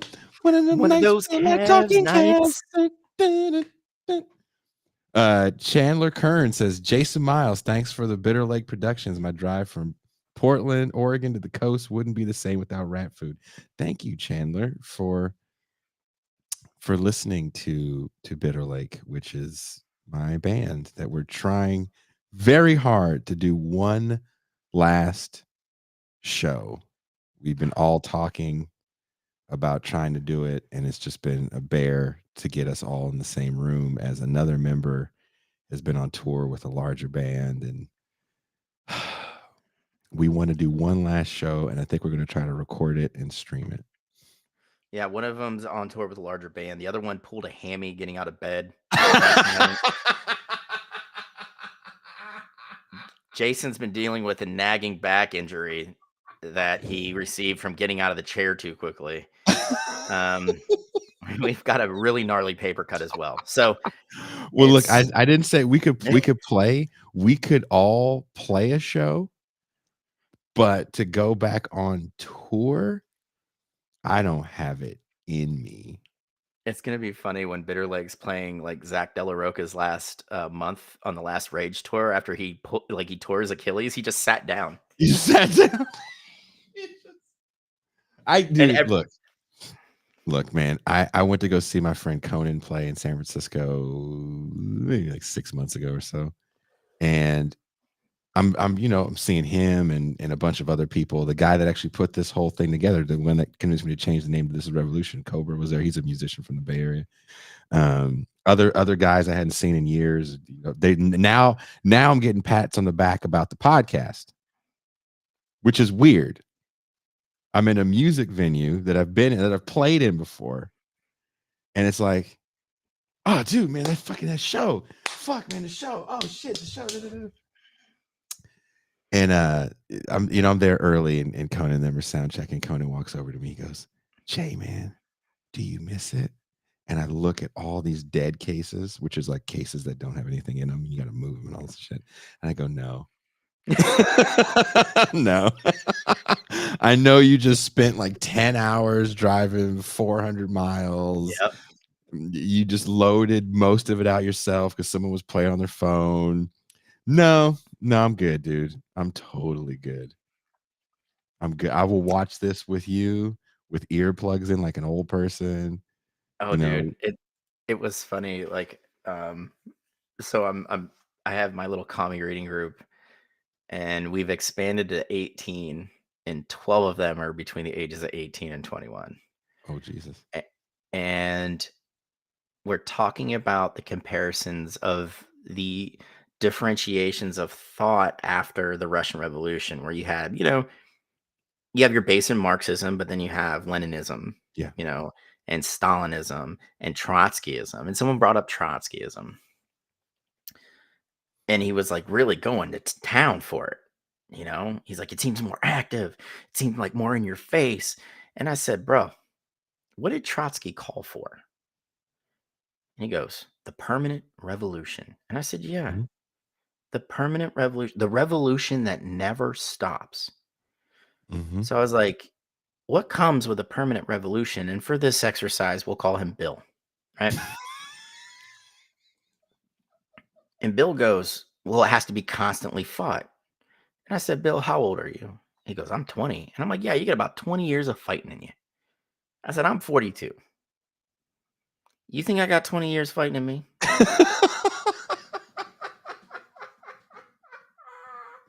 He goes, what, you couldn't fight now? I was like, bro, if you set me up in a nice spot with a good rifle, I'll shoot until I die.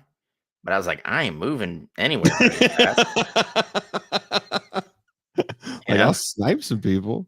But I was like, I'm not, And then I was like, this ain't Fortnite, right? Where you get shot and you can come back the next match. And I'm sitting there trying to explain to him, permanent means it's constantly turning over. There's people constantly dying. You're constantly in a warlike setting, which means food shortages and shit like that. I'm like, is that what you really wanted? That's how you want to live? That's where you want to be when Jesus comes? You know? And he goes, well, we have to constantly keep the government on its toes. Da, da, da, da. And I was like, okay, I'm going to tell you the same thing that a lot of his comrades told Trotsky. If you feel the need to constantly wage war against what should be the dictatorship of the proletariat, right? Mm-hmm. Control of the workers, control of the people, that means you don't trust the people. And you've already set yourself apart from the people because you know better. Mm-hmm. And Bill looks at me and goes, shit. And I was like, yeah, it's kind of a mind fuck. I was like, trust me, you don't want to be 40-something years old fighting a war. It's not fun. I was like, come on, bro. And he's like, well, when's the last time you deployed? I said, 2012. I was 29 years old and could barely do it then. Okay, so what you need to do, sir, is you're up here. I need you down here. Okay? I was like, I'm not trying to squash your revolutionary spirit. I love it, Bill. Thank you for bringing this discussion up. I think it was very important. But you need to keep in mind, you're not young long. Mm-hmm. Okay? So, when you get to a certain age, you're not fighting well. And the cold hits you harder. Oof. Your knees hurt. Oof. Right? Oh, man. You had to sleep in the mud. Oof. Oh, I was like, no. And then, and this tiny little girl, she's 19, Jason pops up and she's like, I don't want to do that anyway. Do I have to do that? And I was like, no, you don't have to do that. Not everybody's meant to do that. There are other more important things to do. There's a spot for everybody. And she's just like, okay, I want one of those spots with no mud and no We want the convenient revolution. I want to leave with this, since we're talking, you know what? I feel like this could be like an hour, and we don't have another hour. No, we do not, my friend. We don't have another hour. You know why? Because there is a part-time yoga teacher that's hitting me up. Totally kidding. Am I? Question, am I? Or am I being serious? I don't know. You'll never know. But I like that coy part of you, Jason. Maybe I do, and maybe I don't. Maybe I do, or maybe I'm just full of shit. What am I right now? Yeah, everybody. So just wait for the OnlyFans. We'll check the OnlyFans.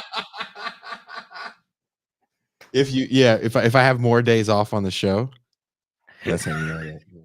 It's gonna be funny. Jason's never on the show anymore. What happened? Bitter Lake OnlyFans, and the band member's like, wait a minute. I had no idea. Jason's like, I made $42 from this last month. They're like, bitch, where's my cut? That sounds like the money I get on the ads for the audio podcast.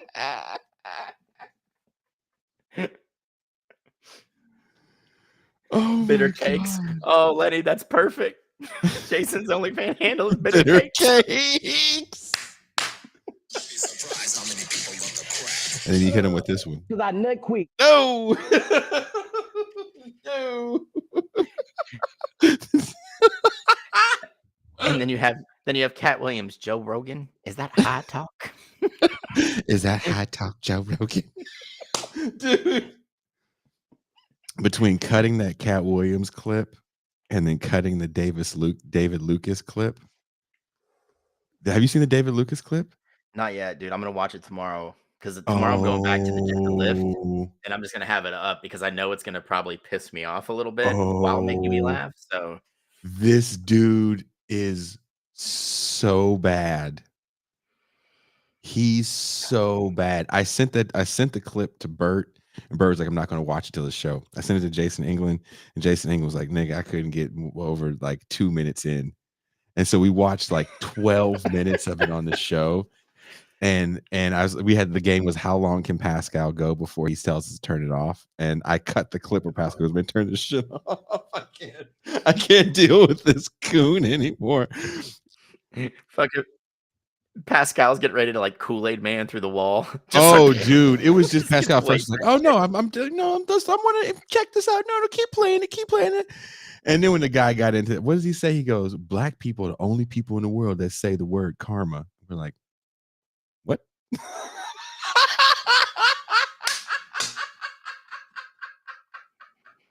Has he not met any white woman in her mid He 30s? literally said, someone said, I've heard a white woman say it. He goes, I bet that white woman dated a black dude.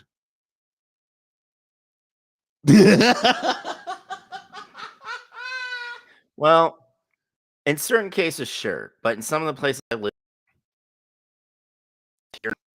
Yeah. It's I mean, ridiculous, dude. what's shitty is in this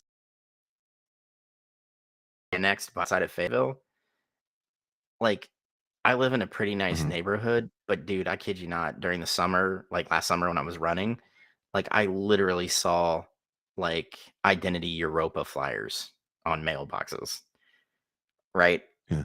And there's an HOA here, Yeah. didn't complain about it. Our like the fence around our backyard, the gate was kind of leaning. They fined us $500 for it. So like we talked to the people, like the HOA pres, and I'm like, so Identity Europa can just come in here and pass out flyers on all our fucking mailboxes. But one of the hinges is broken, and my roommate and I work a shit ton of hours and just haven't gotten it to it yet. And you're gonna charge us $500. And they're like, Identity Europa is protected speech. Awesome. Your gate brings down our property value. And I was like, and hate doesn't. oh, Has the opposite effect. brings values up. I stopped trying to have certain common sense arguments. I looked, I get emails when this shit gets pulled or there's a problem with something, right? And every show, there's always like, you can't put ads on it. We have to ask for a review. And usually they say, okay. The show last night, I asked for a review and they came back real quick. They were like, oh, no. There will be no ads on this show whatsoever. They pulled a thumbnail because, there's some delirium that sets in when you do everything. And I couldn't think of a name for the clip. And it was Catherine Liu talking. And I just called it Sexy Facts. So I pay for a service to get stock footage. Okay. Stock images. So I got a stock image of a woman in a thong, in a lace thong. Everything's covered. She's wearing a lace thong. And they said I violated the nudity standards for the thumbnail. Oh my gosh. So now every thumbnail I make, I'm trying to put a woman or a dude with a thong. I'm just trying to get as many thongs as possible. That is what you should do, right? Just put dudes in thongs. And then when they say no, you're like, so you're homophobic. Ooh. So you don't, that dudes can't wear thongs? Okay. So you're trying to assign gender and gender roles. Is that okay? That's fine. Like Gene Bajlan used to make thumbnails with like dudes, like two dudes, like covered in oil, eating bananas and shit. Well, that's just bros being bros. What do you? That's guys being guys. That's just two dudes broing out. Like what the fuck, Jason? Like God. Nut quick. Yeah. Like if you wanted to grease up and eat bananas on air, I'm down. Let's do this. Granted, we should probably do that on the OnlyFans, though. If we're gonna do that. I feel like that would be so disappointing for people. They'd be like, "Oh." I guarantee you, there are some fucking creeps out there. They're like, "You guys got another banana?"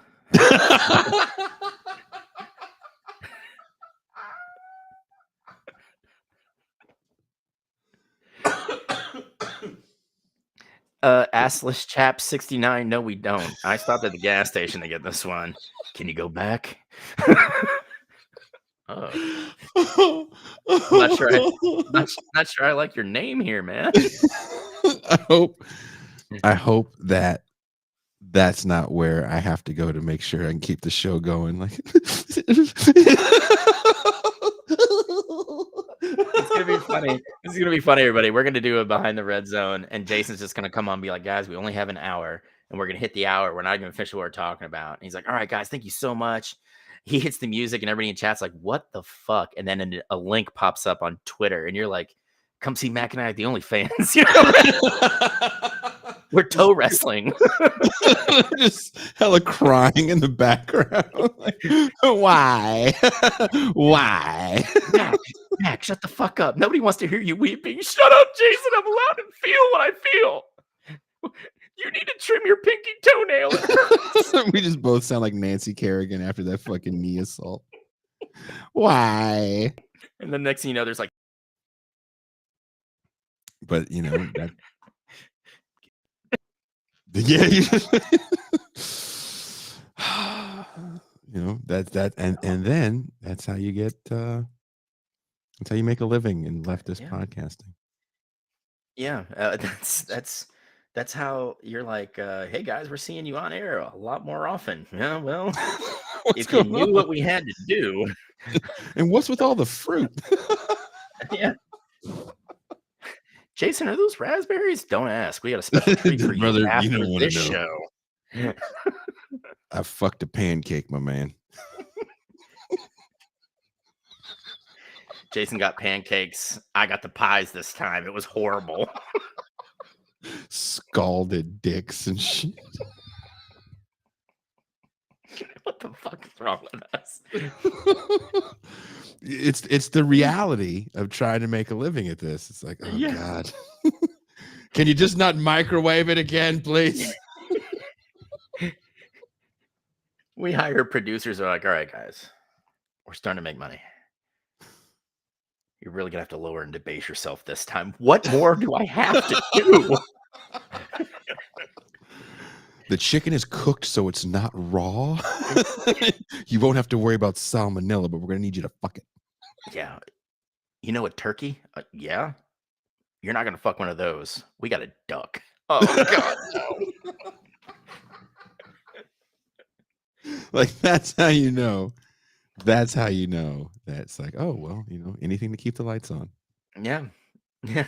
That's somebody, that's when you start dating. They're like, so what do you do for a living? And you're like, then you go, have you Googled my name? Don't do that. You have a great night. You drop her off at the house. And then she texts you back like, you are a sick fuck and I never want to see you again. A duck? Man. Really? Duck? Were you toe wrestling? You know, look, hey, I know there's a few women that watch these shows that they've been calling in, and it makes me feel better because people love teasing us about there's no women that watch us. Would you date a man? I want to know, would you date a man if you knew that for a living he fucked fruit? Not other people, but he just fucked fruit on the internet, and that's how he paid his bills. Cantaloupe, watermelon, grapefruit. Yeah. Fuck. Avocados from Mexico. Those ones could actually probably take it. Like if you knew your dude, he never touched another person, just fucked fruit, would you still date him? I mean, you have to give him props for that, ladies, because fruit's expensive now. Right. And he's just trying to make a couple bucks. So imagine what he's paying in his fruit bill. Just to make a living, just to make it. I mean, you're definitely not eating at his house. Oh, no. Ooh, we can go out. But it's so expensive, I can cook at home. Yeah. You guys hook up, have a great night. You hear him making a smoothie the next morning. You're like, no, I'm good.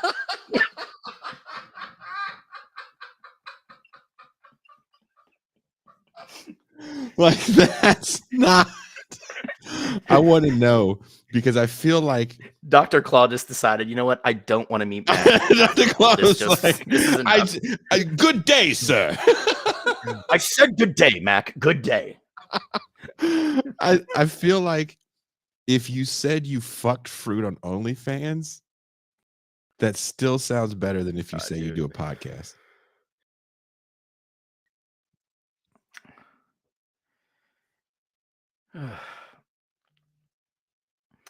That's how I feel. Yeah. Well, I think we went far enough off the rails. and I need to go to bed.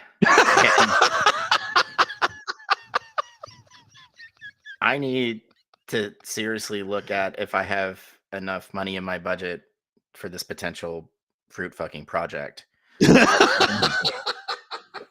Dude, just real quick before we go, I was invited to this neighborhood mixer where all the homeowners, it's like a what do you call it, networking thing with all the people that own homes here, and they're mostly retired, and a lot of them have publishing companies or whatever. And so they asked me what I did, and I was like, and my one neighbor that brought me down there goes, "Oh, Jason's got a podcast," and the woman who was hosting it looked at me and she laughed and she goes, "No, really, you can do that for a living?"